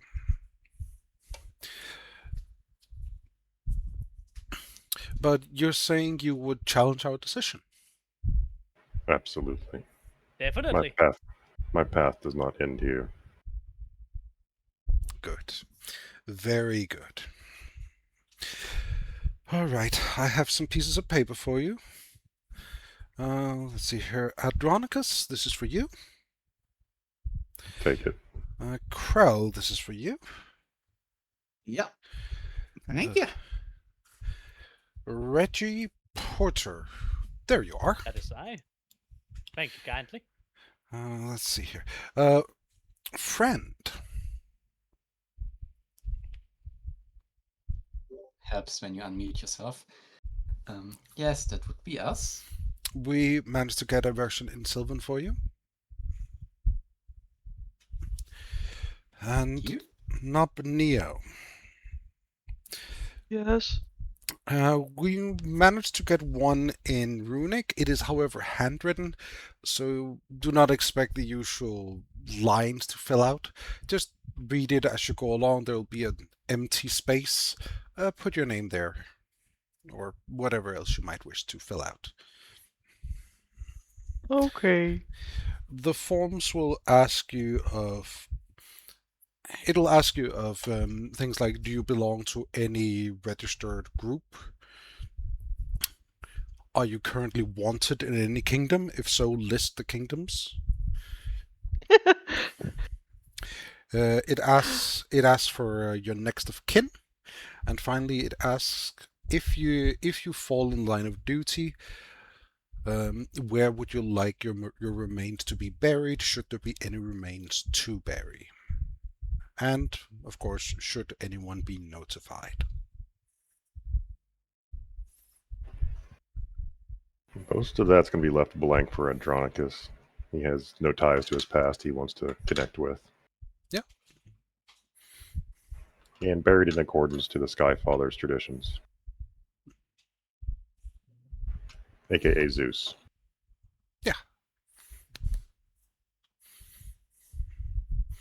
I believe Greeks burnt their dead?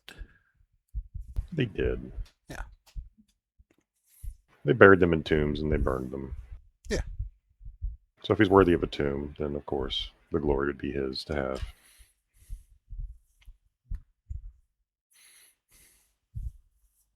Hmm.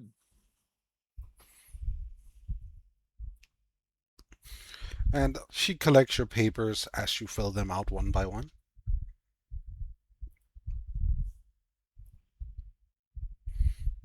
All right.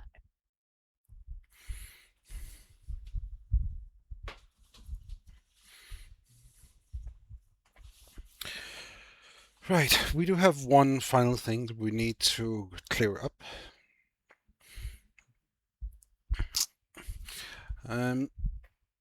Again, we repeat this. You do realize that during the trials there's a chance that you might not make it and that you might not survive, correct?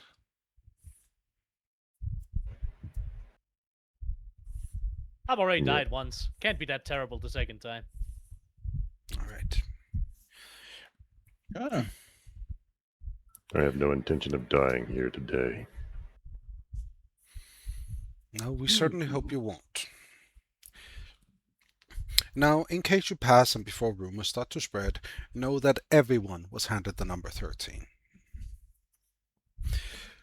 Please step through the door to my right.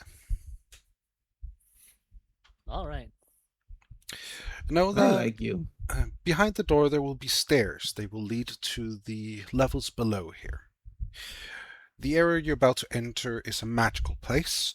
If you are capable of doing so, do not try to teleport out. It's not that it's against the rules, it's just you will likely be lost somewhere in the many layers. Ah. Of course, feel free to use any teleportation magic within the confines of the space you happen to be in. Other than that, expect to be challenged in multiple ways. If you see a painting of an eye on the wall, that is where we will be watching from. You will have an overseer. If you need to stop the test at any point, you simply yell their name loudly and clearly. Your overseer will be. Well, I guess there's something to luck after all. You will be under Braxley.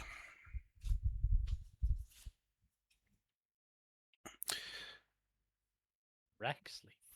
Yes. Who that?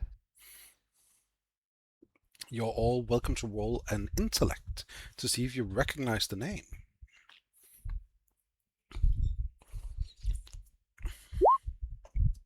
Yep. 14 again. Wow. Okay. Three of Nubneo, actually. Nubneo, Reggie, and Andronicus, you all know who Braxley is. The full name is Braxley Fire. Well, it's the title, Braxley the Firemind. His full name is Braxley Wayworth. Give me a moment. Isn't he the man you spoke of, Reggie? Me? Braxley is a quite famous adventurer from Cindervale. A known technomancer, if you will. Mm. He said he was a. What was he, race wise? He is a human.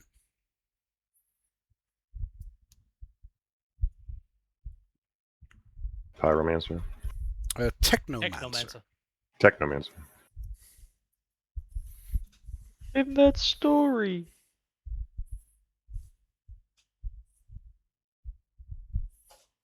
Honestly, it's a possibility. Sometimes I forget what I talk about. My memory isn't what it used to be, Now, but you, you're probably right. you can also communicate with Braxley through your testing should you wish. He will be capable of responding anywhere within the space. So if you have questions about what might be happening around you, you're welcome to ask. But do be mindful that you're being evaluated throughout the entirety. Even if you make it through, you might not be approved. All right. That seems unfair.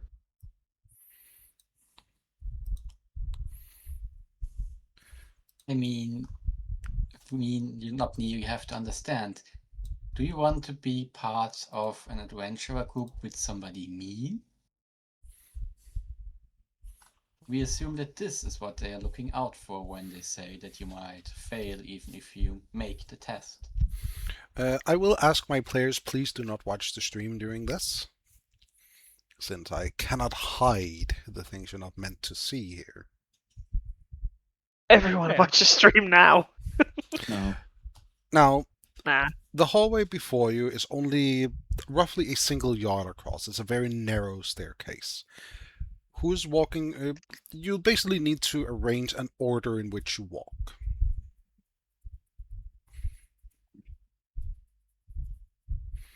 Wherever the others put me.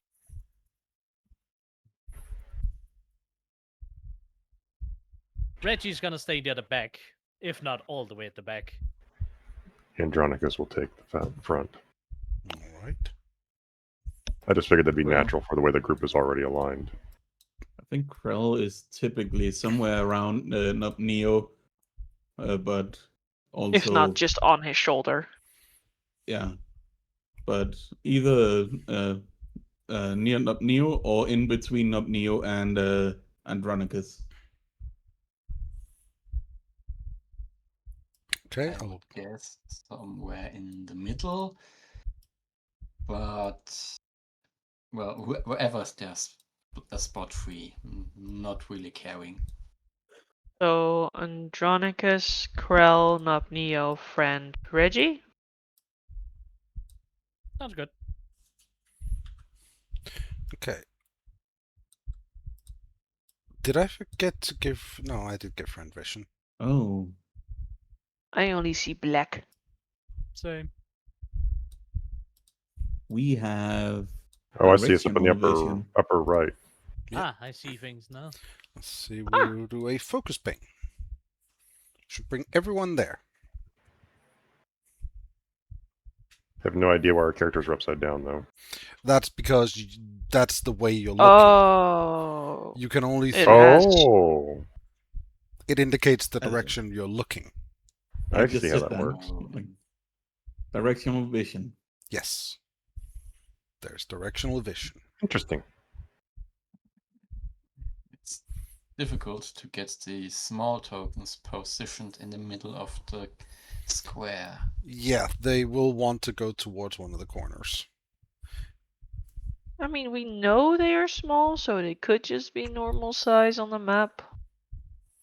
Nah, Okay. I want to be small. Would you want the cat to be normal size, Nari? Yes. Sure that I can look at it. I don't have to squint. She walks around normal sized cats every day. Yeah. The room you enter down here, there is a door opposite the room. There's a large painting of an eye on the on this wall over here. And there are some torches set around the walls on this side here, basically just lighting up the room. So we're in a small antechamber, and that's a door in front of us. Yes, that is correct. No, Neo is gonna walk over to the eye, just look straight at it, smile and wave. You know, Andronicus, I hadn't realized you were so full of inspirational and spirit-hearted lines. Well, we've only known each other a short time, dear Reginald. Ah, true. There's probably Hello, many things we don't know about each Braxley. other. But your help so far has given me trust in you. In all of you. These trials will help solidify our team. Yep. I think we have no need to wait any longer. Shall we proceed? How are you today, Braxley? Still waving.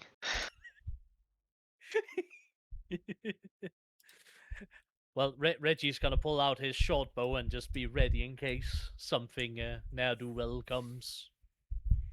Question about Tatterdemalion manipulating things.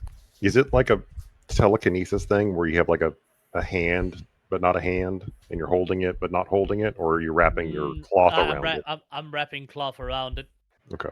Basically, you're watching me hold onto a bow with giant heat mittens. Mittens, gotcha. Well, You have oven mitts on? Okay. Well, yeah.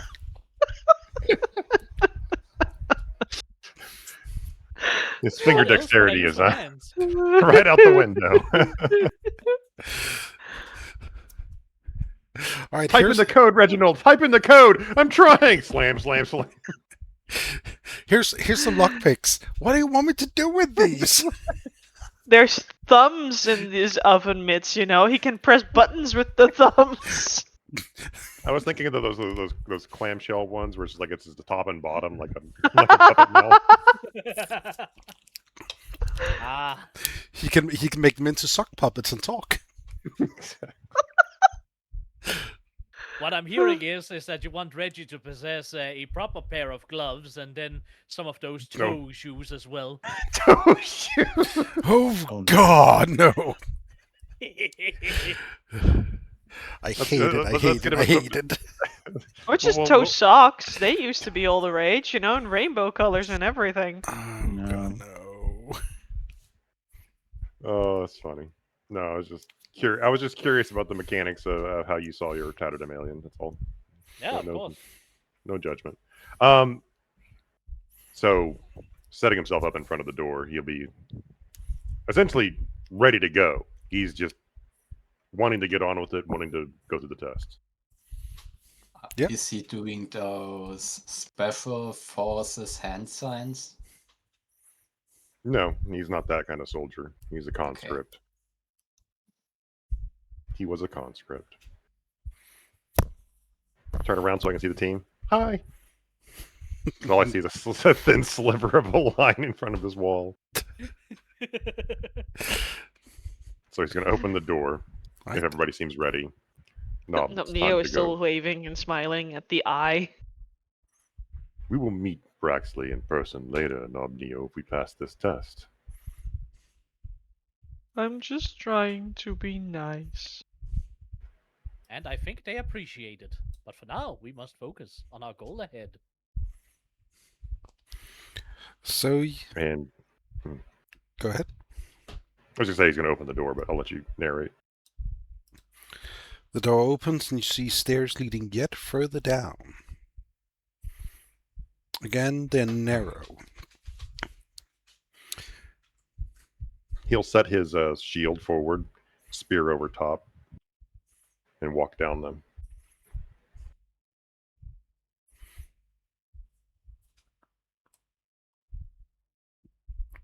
And turn. Look back towards the group. Come on, companions. As you've locked yourself in the corner. I'll bring up the rear. Neo. I don't know if there's really any reason for me to like take it I'm this slow, but I'm here. just giving you a chance to stop me. Yeah, that's perfectly fine.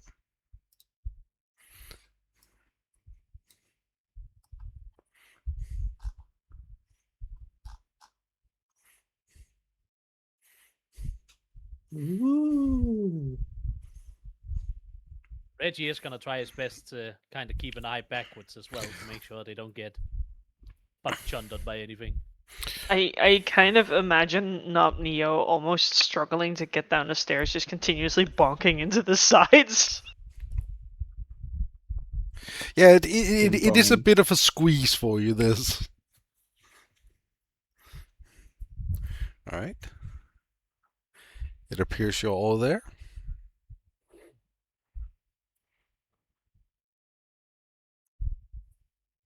Open the door.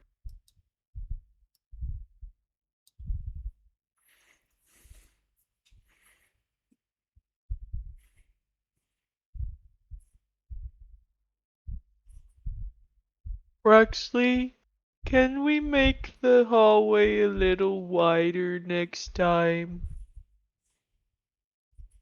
Wouldn't this Oh. mean that we need to fail the test in order for there to be a next time, Nobneo? I don't know. So. Huh. Four fires in front of us here, Yep. and nothing else. Not that you can see. These Stop corners are there. completely black to me. Uh, I cannot see the corners of this over here. Everything that's not that apparently the illumination's like Yeah. counteracting my vision. no, that is intentional. Please Okay. stop in that square you were in. I was right here. I didn't move forward. You had moved up to that square. Well, I didn't think I did. Oh, I did because I was trying to see if I could see things. That's Yeah. right. So, as you step there, the door. You hear the door behind you close. You then hear what sounds. You hear a loud mechanical shook from the door behind you. Well, shit. Are we stuck? This is the first test.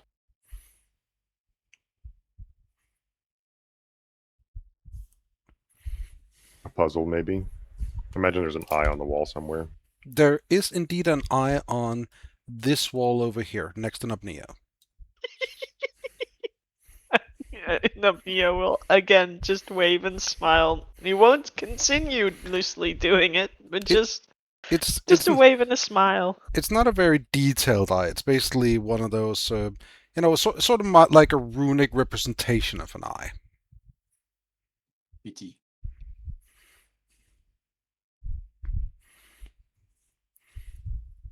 What's special about these fires? Anything notable? They appear to be braziers.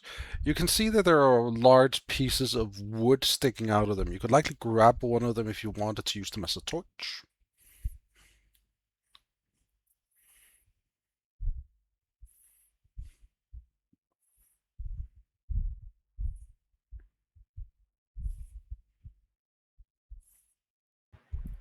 He'll examine, take note of the fire, and there's sticks meant for torching, or is it just sticks?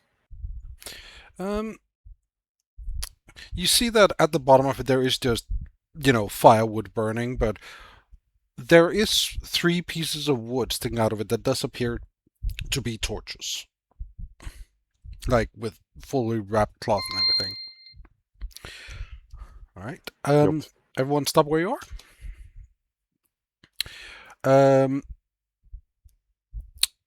The entrance to each of these with torches in them. You see sort of one of those portcullis gates drop down from the ceiling and close them in. Which means that, Adronicus, you are currently locked in there. And you all hear the room start to shake. And you see bits of dust come down along the walls. As you hear the grinding of stone against stone slowly moving. As the ceiling starts to very slowly descend. Well, this is worrying. I see. Is there any other exit apart from the door we came in?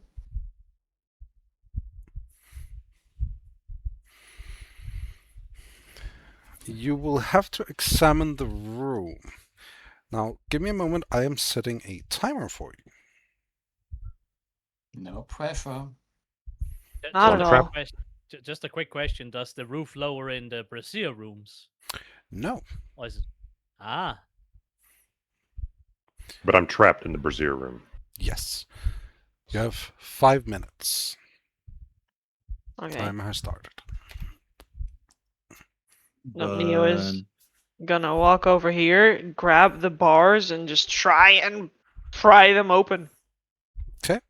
Roll me a strength check with 2 banes.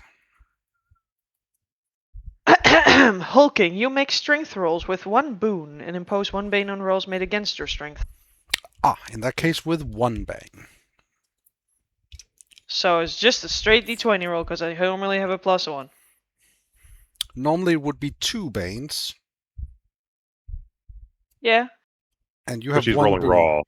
So She's not using the sheet. She's still- gonna roll her. The pluses we have to stats are not banes and boons. Banes and boons are individual. So it's still with a bane, but you still have a +1.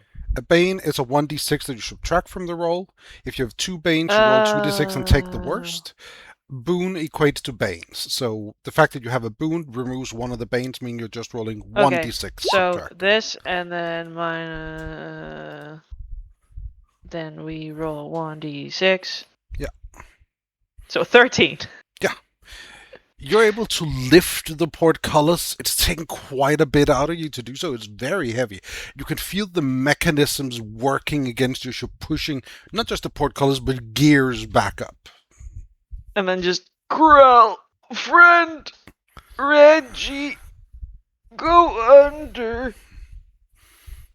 You get in first. I can get through the bars, no problem. Sure. Can I move? You can move. So to reiterate, the ceiling in the big room comes down, Yes. and Mhm. Andronicus is in one of the brazier rooms where the portcullis has closed. That is correct. Mm-hmm. And it was in every room that the portcullis is coming down. Yes. Because it sound. Oh, okay. All 4 of the rooms with braziers in them have been closed. Come on, friend. Now's not the time to dally. Yes, So, yes. I need to move my nest. So, Neo, just get in. And Reggie is gonna go over to Andronicus and kind of just slither through the portcullis. Hello there. I do have a Hello. question for all of you. Do you think that Krell, Friend, and Nobneo can fit inside the space? How big you- is this place? Well, if you, yeah, It's just one square. I think it will be a very fucking tight squeeze. we're already talking about them sitting on shoulders, and so as long as you allow them to sit on a shoulder, Yeah. then I think one could Yeah. occupy one of her shoulders. Yeah. I mean, we've already established that as a thing. So Yeah. I will have like the angel devil thing going on. Right? Okay. And But yeah, Reggie's Krill just was trying to put the torches as like on the sides, like trying to make something to prevent it from going down the portcullis, like stapling them. Okay. It's not going to work. There's only 3 proper torches. Yeah, it's not going to work. And He's still trying. And Nobneo, do you slowly lower the portcullis or do you just let go? I should try to slowly lower it. Right. As you reach the torches and you slowly, let go more and more of the weight, you can hear the wood in the torches creaking until giving way and cracking or being like dislodged from where you tried to stable them, like stack them. They cannot keep up the portcullis. Well, shit. Do you think we might have needed those torches for something else? Sure. I have torches. Don't you? I look down at my nest that's basically a large collection of sticks. No? You said there were Well- 3 torches in there, right? Yes, 3 Six burn. torches. And Krell took 2? Or all 3? Krill was trying to balance all 3 on top of each other to Okay. keep the portcullis up. So this one doesn't have anything anymore. Okay. At this point, the room out there in front of you have closed completely, and you hear like a as the large rocks meet the floor. About 15 seconds pass, and then you see it start to lift again, very slowly. And after about 5 minutes, the portcullises lift themselves again.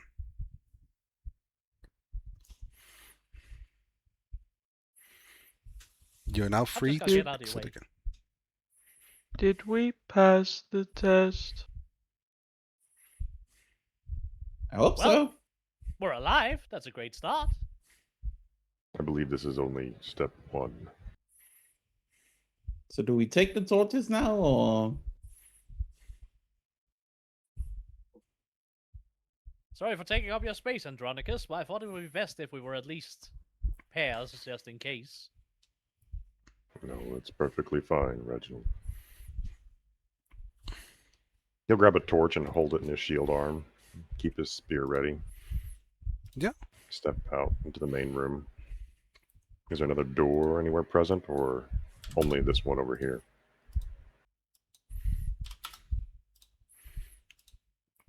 You should be emitting light now, due to the torch. Door. Door. Over here, companions. Also, Well- you're saying the darkness in the room was completely impossible to see through? I couldn't see this corner at all. So, like wherever these corners were up here near the light sources, it cast its own shadow and blocked off my vision. It Yeah. wasn't so much gray, it was pitch black. Let's Mhm. try. But, Let's try Now this. it's working properly. How's it looking now? Do you see like shades instead? Yeah. Yes. Or we see a shade here. Yeah.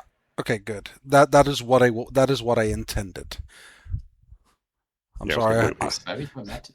It I looked very dramatic. I forgot to toggle a thing. My bad. It's okay. Oh, good. he's toggling. He's toggling. I'm toggling. User have been disconnected. Toggle, toggle, toggle. I'm actually all the way down there, so it's nearly pitch black. Okay. So, are we taking some of these torches? I took one. No reason to abandon resources that are available to us. Indeed. I say we should not waste any time and proceed with the rest of the test. I assume timing is a factor we're being graded on. Yank. Okay, let me just go ahead and add some light to your token. Personally, I would prefer not to hold on to a torch. Yeah. I grabbed 2 torches and hand off one to Neo. He takes it.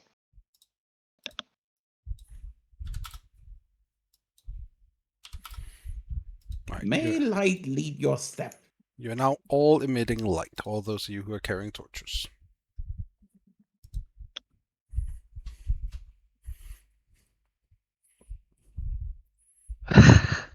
Well, Nemo, not that it since I am matters wearing right them, now. no, they are not. It is all for the drip. Anyways, The drip. Wow. Okay. what? It sounds like you have a separate outfit for special occasions. I do not. May I remind you, separate you're body. still in danger. Let's go ahead and open the door.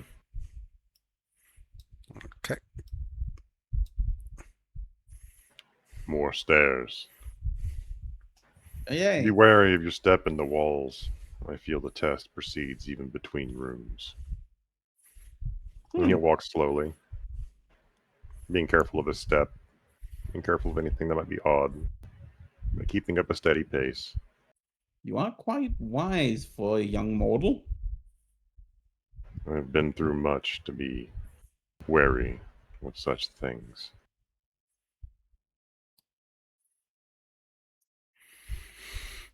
Yeah, I'm sure you've heard a lot of last words from your friends.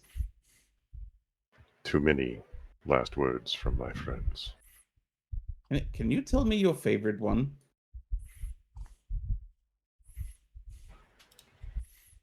We believe there are no favorite last words.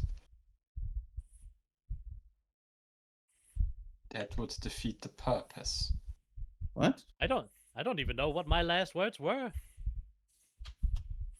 I mean, considering that you're still speaking, they couldn't have been your last words. My That's friends, debatable.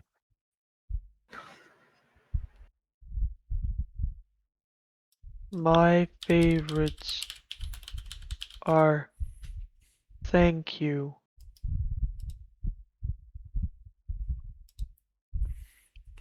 To be spoken or to be heard? I have heard them.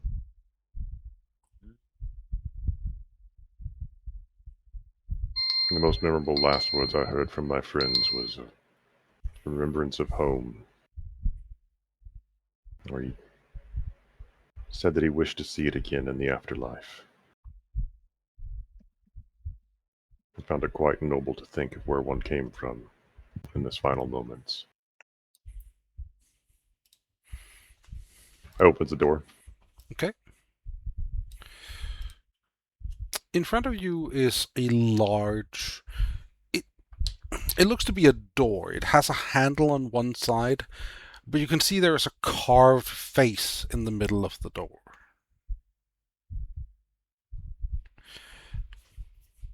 It's this blue.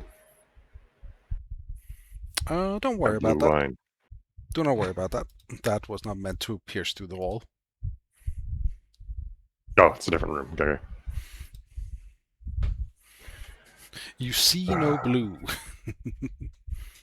No, it's clearly right there. I see it. Yeah, it's right there. It's right What are you there. talking about? I can see it. No, It's no, right there, man. no. There's Right nothing here. blue there. Uh, right there. See? No, nothing blue That's there. true. See, it's right there. What? Who's nuking me with fire? Keep it in Knob. your pants. Sorry, I had to. I can't see behind me. It's like, what the fuck is going on? So, as you approach the door, I the stand away from it, but yes. the eyes of the face open, and you see these. It's still carved wood. These eyeballs that are in it. Ah, you seek to pass, do you? I will pass. Yes, please. Very well. I have a riddle for you. What is your favorite color? What digs but leaves no hole, never fails but has no goal, and plays music but has no soul? I'm writing this down.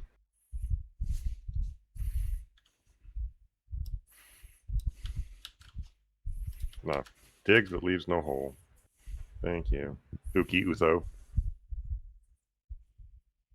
Othe, whatever.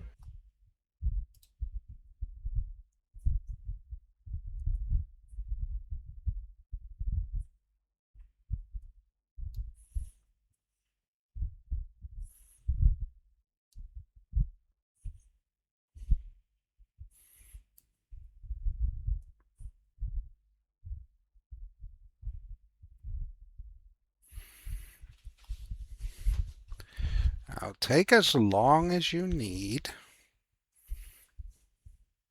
And if it's too difficult for you, just say you give up and I will give you a different one.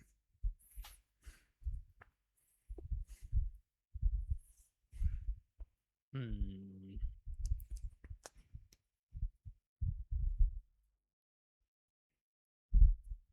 This is mean because Nari knows the answer, but not Neo wouldn't.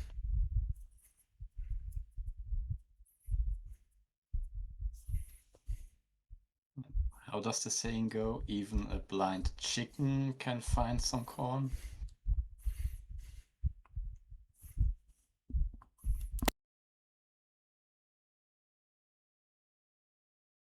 Let's see. It digs but leaves no hole.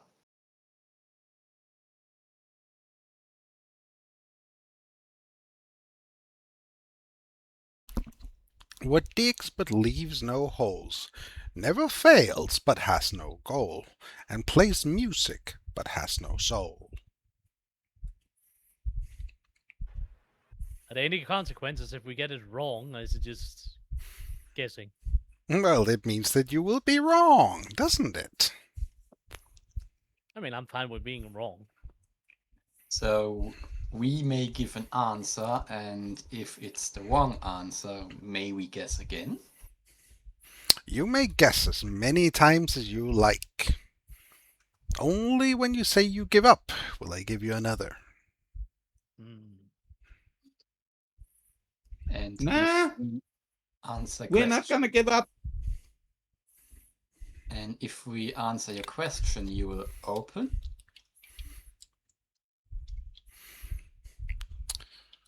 Well, you will have to wait and see, won't you? Are we sure this door is locked? I mean, I am a door, am I not? Yes, but the door can be locked or unlocked. And I would move towards the door and push against it to see if it's actually locked or not. Like you'd try and press on the handle and everything? Yeah, handle, push, pull to see if we can just go past without answering the riddle. The door swings open.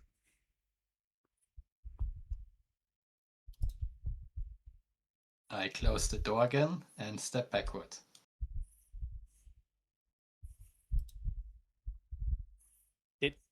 Did you just open the door? He never said it was locked. I never did. Yes, but we want to answer the riddle, so. It's a mole. They dig, but they don't leave holes. They don't actually fail at digging because hard to do so, and they don't have a reason to dig a hole. And have you ever heard a mole play music? It's really atrocious. Wrong. What? Your answer is No. wrong, and you are wrong. This is just a fucking ploy to make us say we give up. Oh, you. It's Cicada being ghost. weird. Sorry, what did you say, you in the back? I said a cicada ghost. Everyone knows bugs have no souls. And if it's dead and it digs, it leaves no hole. And it plays music, but it is horrendous. And once again, it has no soul. You are wrong. Oh.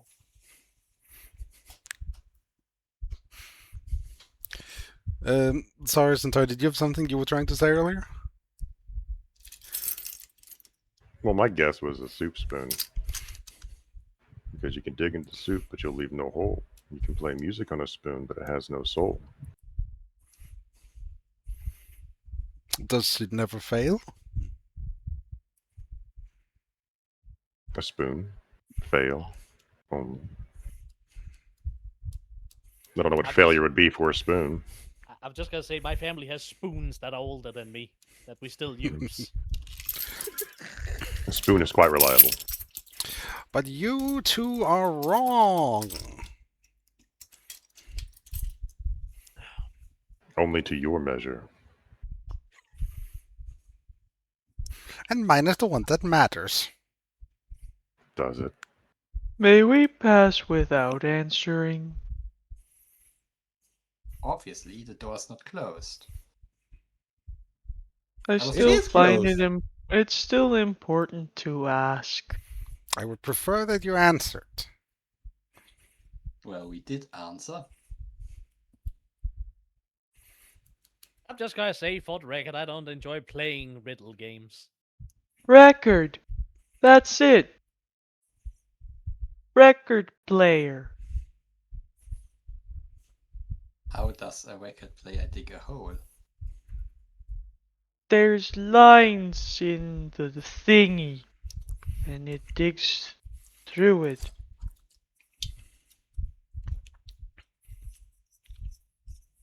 But it can fail. I've seen record players be very old and still work without fail. Yes, but some do fail. Yes, but the specific one you're talking about never failed. 'Cause you know about it, so it still works. You are wrong.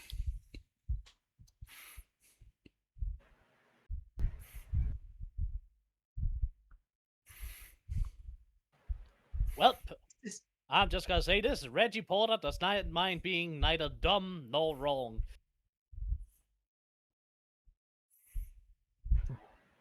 This So, So- sounds like, continue. this sounds like a Mr. question. Daw, who clearly was a Fae in your previous life. So, what I think here, we gave you some answers. Doesn't matter if they're wrong. You got answers to your weird ass question. And now we can go through, right? Can you? I mean, Nub Neo friend, opens the open the door. door. The door opens Yeah, once no. again. Look, It's gonna... There we go. yeah. Bye bye. See you never. Oh, come on. I have many more riddles. I can entertain you for centuries. You are just a waste of time. Maybe I once we will get be Grey Cloak, sir. entertained by the record players for centuries. Oh, you all are no fun. You're a test of time wasting. Hey. You're right, I'm no fun. I'm a pile of clothes. Hey, Thor? You should really get that looked at on your back. What? What's on my back? What is back there? Bye-bye. Ah! Do you close it? I'll presume that you closed it. Yeah. Close it just to get him to shut up because it's facing the other way. That's why I said, hey, what's that on your back? Turns out there's another face on the door, and it's like, did you finally shut up? Please. That Get would me off be of him. hilarious. It's like the two doors in Labyrinth. You put that Yeah. put the knocker back in his mouth. He's like, "Sorry, I'm used to it." What you see here is a Put pool. the knockers in his mouth. What you see here is a pool Yes. of water. How deep? You're looking down. You'd say it's 6 yards deep. It's quite deep. Oh, heck no. I How can swim. How long are they? 2 to 3 meters in length. Holy shit! I don't think you're going to allow me to have a 3-meter long spear. Extendable spear. Yards are different here. Yeah, a yard is not a meter. Right. I'm saying 2 to 3 meter is what the size. It was a hoplite spear is a dory, and a dory is 2 to 3 meters long. Yeah, I'll say that this is a lighter spear made for traveling. This is not meant to be in like formation. It's one of those that you can, extend. Like a mop where you twist the thing and then you can Oh, make can it I get longer. can I get the combi stick from Predator? I'll take that spear. No. Oh. If you behave, I might let you have Son Goku's staff. The power pole. Yeah. Okay.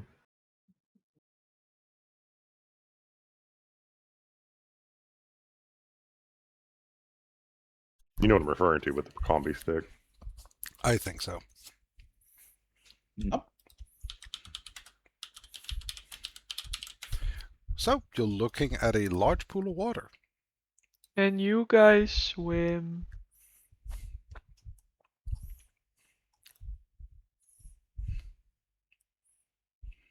It's not in my skill list.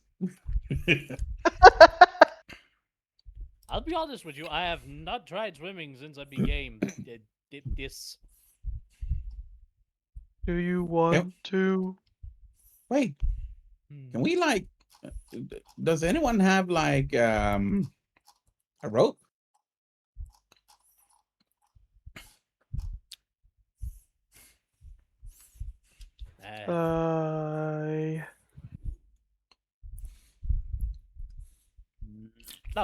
No rope. Also, those of you who've decided that your characters can't swim, please write it on your sheet. It might come up again in the future. I've decided he can swim. He lived in a forest. That's why I'm saying please put it on your sheet. Let's see, where is movement? Notes. Can swim. I don't Can or have can't? rope. Can. Okay. It sounded like you said you I- couldn't. No, I can. I don't have rope. I have butcher swine. Does that help? Well, not quite.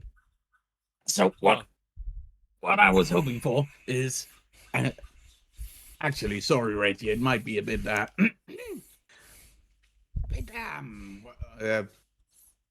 is it rude? Perhaps.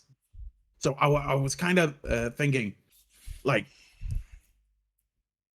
not Neo could fold you up into a ball with rope attached and throw you across. I like the plan. Sadly, we don't have a rope. Yeah. Fuckity shit, fuck. Doc, Yeah, what's up? what was the door made out of? Wood? Okay. Oh I no. like where this is going. Oh no. I'm gonna Oh, try and no. pull off his hinges. He's considering, and while she's doing that, Andronicus is considering his armor and having to swim. I'm gonna try and pull the door off its hinges. Okay. Roll a strength check. Okay. Krell, the water is cold. So Whoa. that, and then man, and then 12. You hear as you open the door again. You hear, "Oh, you're back, so what? What are you doing? What? Stop! Stop! No! Don't do that! Don't do that!" We're going on a trip. We need your help.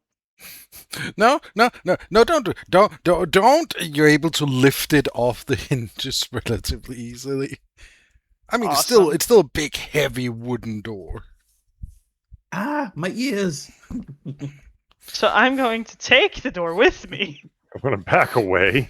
and I'm gonna put it on the water, Face down and That's face up, up. down. face down. It was mean Yay. to me. No! Does it float? Everybody on the boat. It floats. It's a large, very large wooden door. All right. Is Well, it like a 4x4 square type thing? It's the equivalent of a 10 by 10 foot. So it's a 2x2 square. Okay. that's a big door.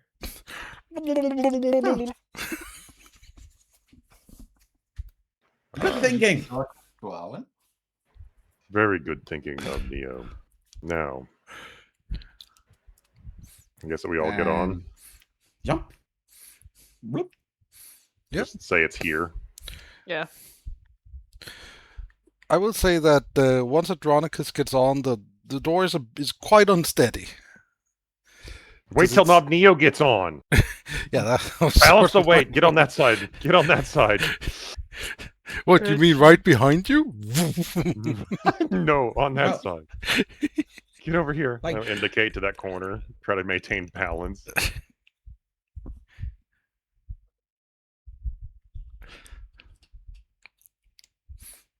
Uh, uh,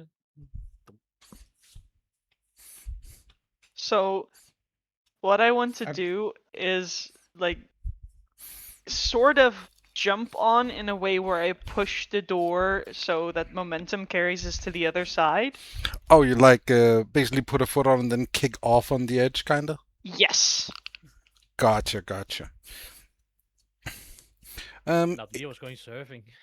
It does put Kinda. you a little bit out there. It's not exactly a boat, so it's not that well. But like if Huh. you put your hands on the wall, you can sort of pull yourselves the rest of Yeah. the way. I just want That's to what I give us thought. like a head start. Yeah, you definitely do that. You're able to cross the water without getting, well, someone got their toes wet, but the rest of you don't. Hey! And then I'm gonna pick up the door again. Wait, Wha- why wha- are we having to throw anything? Friend can fly. Just carry the rope. I was just thinking about that. Thank you. We're gonna throw Now the clock. now I'll put it face up on the water and push it back. I'm sure we don't need the door anymore. It's He cold. helped us enough. It's very cold. Enjoy your bath. Would you like another Sorry. riddle before you leave? I have more. Only Riddle. if it's about water. It's not. But it's about blue. What's a door in a pool? What? A boat. What's brown and sticky? A stick. There you go. Alright, what you see here is a door and a lever next to the... Well, it's not exactly a door, it's one of those, It's a big old piece of wood. There's no door handles in it. It's like a gate, and there's a lever right to the side of it, right up there. Pull the lever. Wrong lever! Wrong lever. It opens. You see another one and another lever. I'll let Does wait this- before anybody passes through. I let go of the lever. Does it automatically close? No, Okay. I feel like this is some kind of trickery bullshit. It all is to test us and our. Hey, I friend. can Resourcefulness. try and pull No, the no, no, no, no, other no, no, lever. no, no, no, no, no, no, no. Friend. How about you fly in there? Try that lever.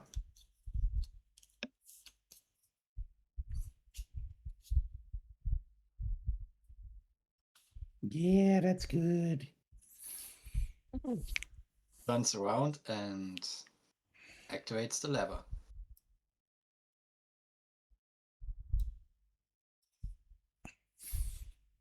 door in front of you opens.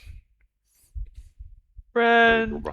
And the door behind stays open. The door behind you closes. Let's pull the So lever. I'm in.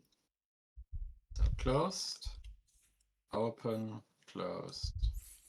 Yeah, and you Does see the lever another. work on my side? You see another lever there. You pull that lever. Yeah, I mean, it's not like anyone else can do it. But Hold up, but also, Who's- Andronicus was pulling the lever again. Andronicus. You pulled the lever. Mm-hmm.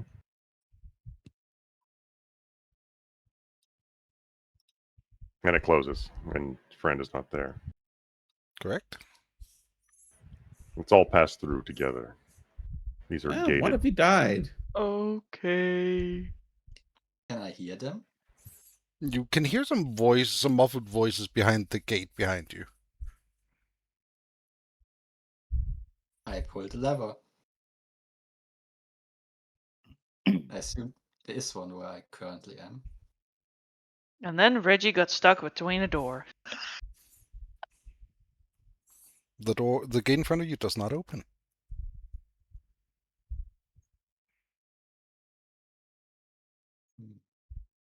I come in and join them. Hello, friend.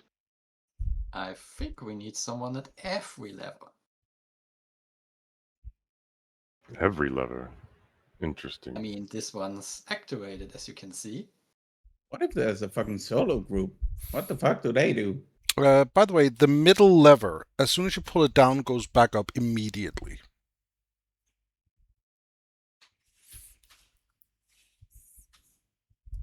So the lever over here, let's undo it. That lever is currently in the down position.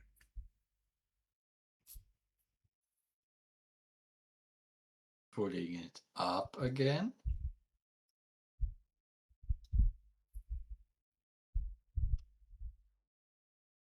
You hear the door behind you close. But the front door doesn't open. Nope. And down again.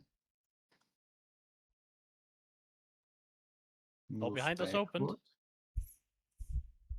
The one where friend currently is, up or down? That is currently in the up position. Putting it down. I'll hold this lever and make sure it stays in down position. The lever by you, Adronicus, is still in the down position. It doesn't move. Putting it up again. Nothing happens when it goes up. Instead, you feel that there's no resistance as it goes up.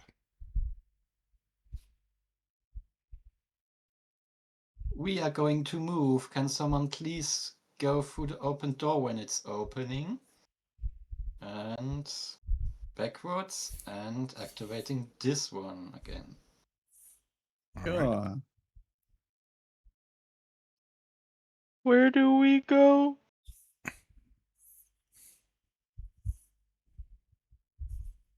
Let's try activating all of them, like he said. I'll stand ready. Does anything open this door back here, or is that just staying closed? That has been opening and closing. Then I'll fuck off again. Doc, I sent you a message on Discord if you could check that, please. Will do.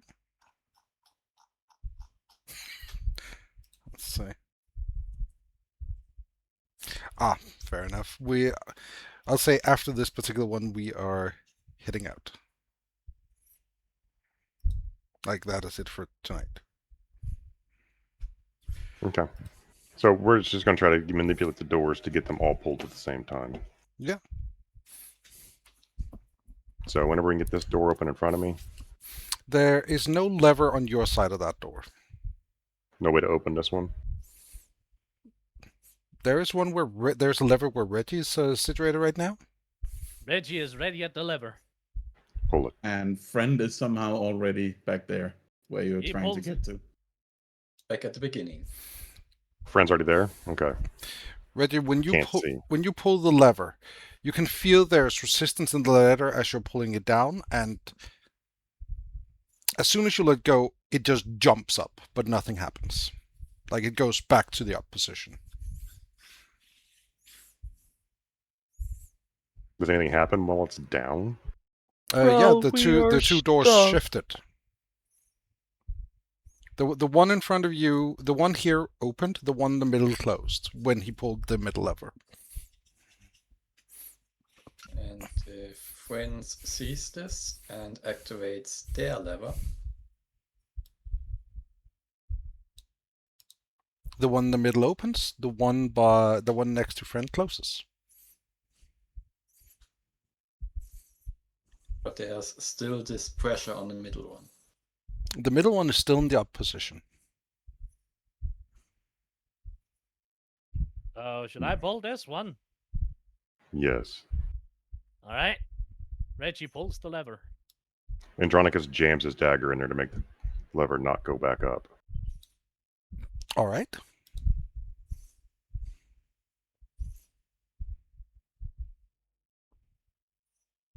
Well, do we pull the lever, or are we waiting for not Neo to pull the lever? We could try and have the other guys pull the lever. Guys, pull the lever! Ours is already pulled. He cups his hand and yells into the door. Oh! Not Neo, be ready to help me if I need it. Okay. Does Krell pull the lever? Yes. The door opened.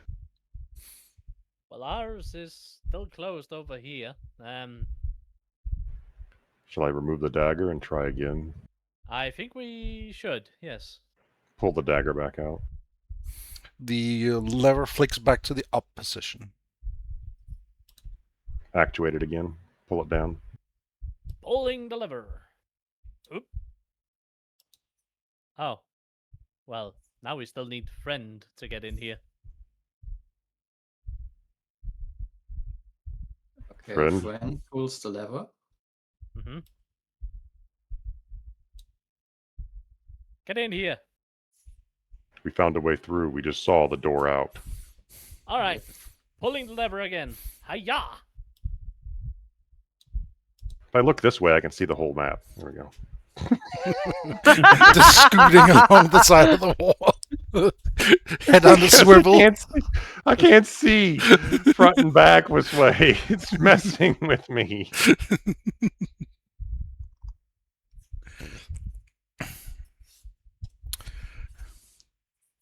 All right.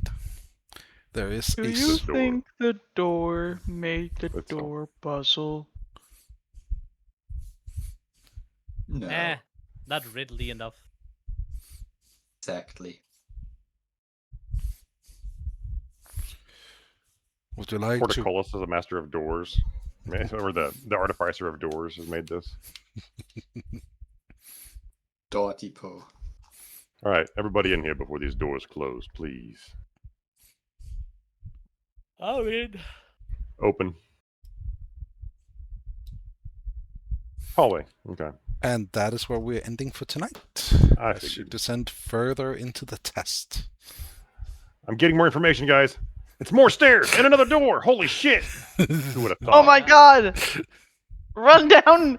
Guys, let's run down the stairs before session ends. It's an endless. He actually did. I will request that you all stand by the top of the stairs, please. I Aw. imagine. 'Cause I don't other- remember just where that is. immediately- Andronica's immediately Family Guy falls down the stairs and lies there.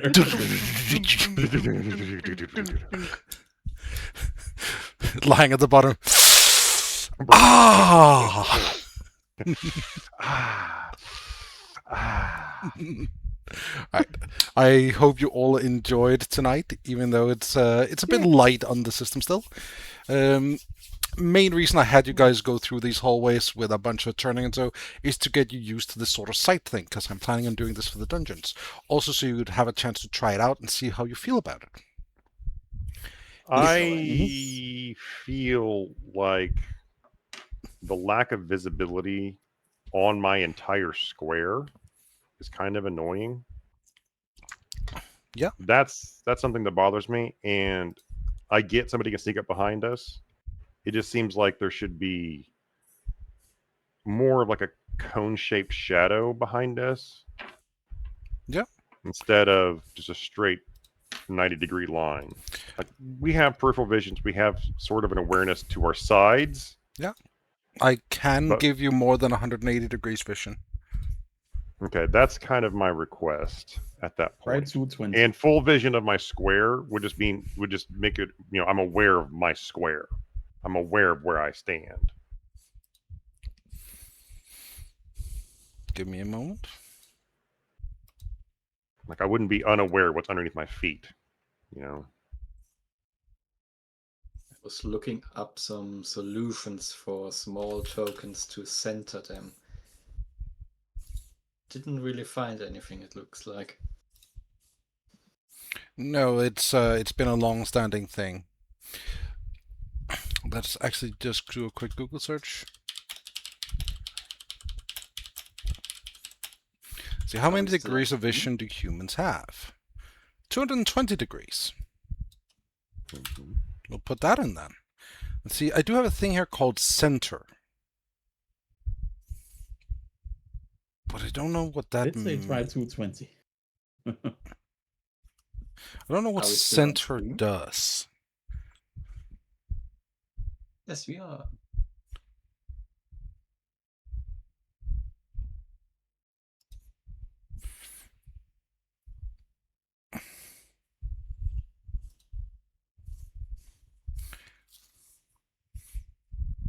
Okay, I've tried enhancing Adronicus's field of vision. Is that better for you? I see nothing different. Oh, hang on a second. It's still center line. It's still 180. It shouldn't be. I've given you more. Yeah, it's still, Um, nothing's changed. Even moving my character to try to reset something doesn't do anything. Maybe update the page or try a new token. Like a Right, Dragon Meat token. that Maybe that might save actually do it. I'll just pull you. Yeah. There it is. Yep, that did it. Okay. I still don't have full view of my own square, but it makes more sense with this level of peripheral vision. Yep, that's I fine. don't have to by me. turn completely all the way around just to see to my sides. I have no way where I can give you vision of your entire token while using this. It's understandable. We're limited by our tools. I do want to, don't get me wrong, but I Mhm. legitimately don't know how. Noted. Okay. Appreciate Uh, what you tried to do, though. I will be updating everyone else's vision for the same effect. So that means please reload your tokens. I am gonna go. Later, Nari. Understandable. Sleep tight, Nari. Nari. Would you like me Good to night, pull in a everyone. new token for you? Good night. Yes, please. Okay, will do. Good night. Thanks for sesh. Good night. Thanks for the sesh. Wait, hang on a second. Wait. Make sure to Thanks pronounce for that watching, SH. everyone. Good Eh. night. And remember to pull in new tokens once we're done, the rest of you. Mhm.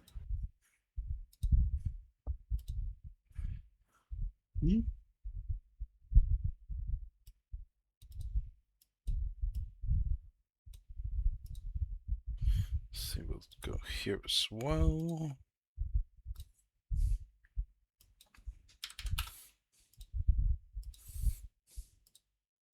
It's basically just to try and make dungeon crawling and such feel a little bit more immersive.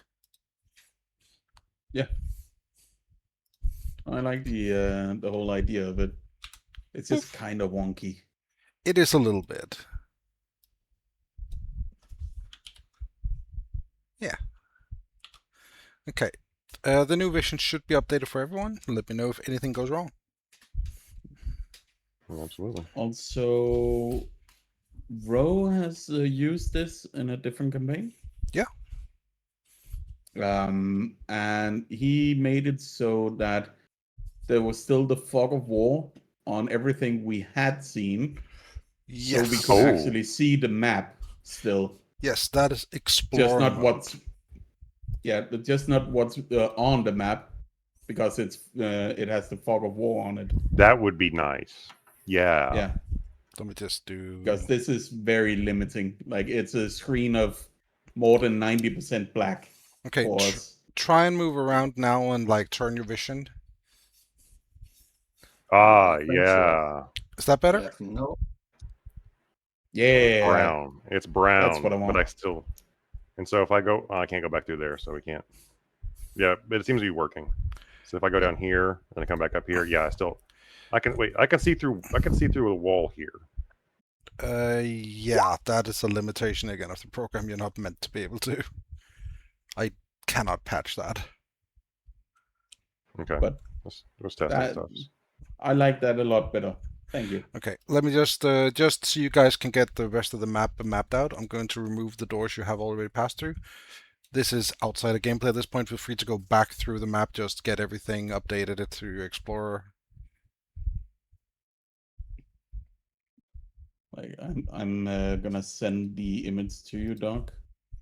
Just even though we can actually see more now, but just so you have an impression of how it's been for us the entire session.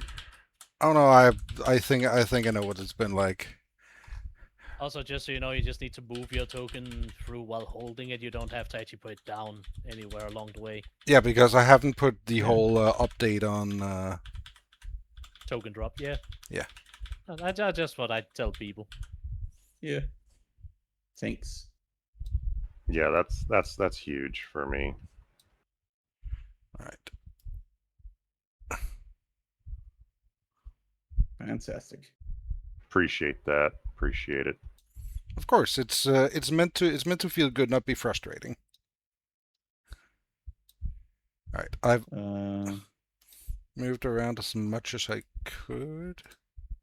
Could I also have the angle upgrade? You just need to pull in a new token. Yeah, you need to delete your current token and Oh. pull in a new one. Sorry, I thought you did that. All good. Thank you. I don't know why the walls break somewhere though. You might need It to. just- Yeah. It just happens sometimes. Like it happens in my games too, where it's just like, Corner meshing, something like that. We just need to notify you, and then you can fix it. You should have tried when the dynamic lighting came out with circles. Oh, God, I vaguely was remember that. motherfuck- I tried doing a pillar once. Holy fucking shit! The site shit itself. Yeah. It was good. Now, What's up, princess? I will say that next session there is almost with 100% guarantee going to be combat. Yay! All right. Sure thing. Made a fighter for a reason. And I'm sorry the intro ended up being a bit long-winded. I wanted to feel like you were engaging on an adventure, starting out, all that stuff. You're fleshing out It's the setting. It's introduction. perfectly fine. I just realized we're still streaming, so people can listen in on our banter right now. yeah. Dun, dun, dun. I thought it was all good. intentional. I don't mind people listening in a little bit. Subscribe on Patreon for behind the scenes. There's no behind Subscribe the on scenes. Patreon for Abraham's feet pics. I do not have Patreon, but if you do want to do something for me, we haven't really spoken about this. We'll talk about this in between games, but if you want, you're welcome to subscribe to your blob. Yeah. Also, who toggled my knob? Toggled your knob. What the fuck are you talking about? Oh, thank you so much, Killigan. I appreciate it thoroughly. I really do. And yes, my knob has been toggled this entire time. Why? There we go. What Oh. knob are we talking about?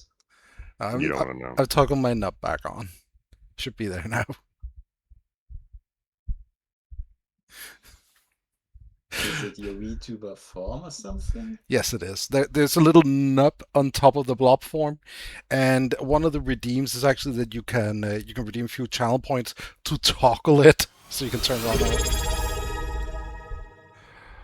on. Oh god, thank you so much.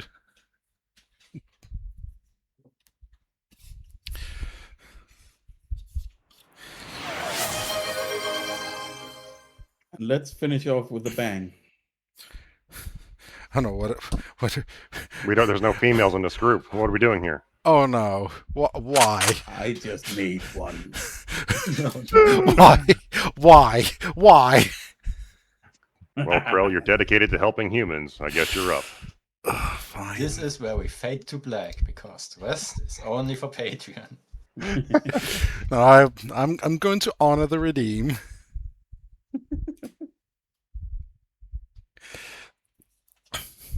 Right, I'm going to switch over to Blob Talk for a bit as we round out. Mm-hmm. And then you can also see the maid blob in all its glory. Toggled hydrate. Pink hydrate. I have like one sip left of my soda, so good luck. You fucking drink it now. Inhale. There is no more left in the can now. It is done. It is over. Posture check. It's over, Canakin. I am. I take care, Kilkan, and I really do appreciate you hanging out tonight. You are welcome anytime you'd like, as you know. Right. And with that, All right, we guys. are ending stream. I hope everyone had fun, viewers especially, also players, of course. And I'll be seeing you all very likely next Saturday. Ta-ta now. Ta-ta.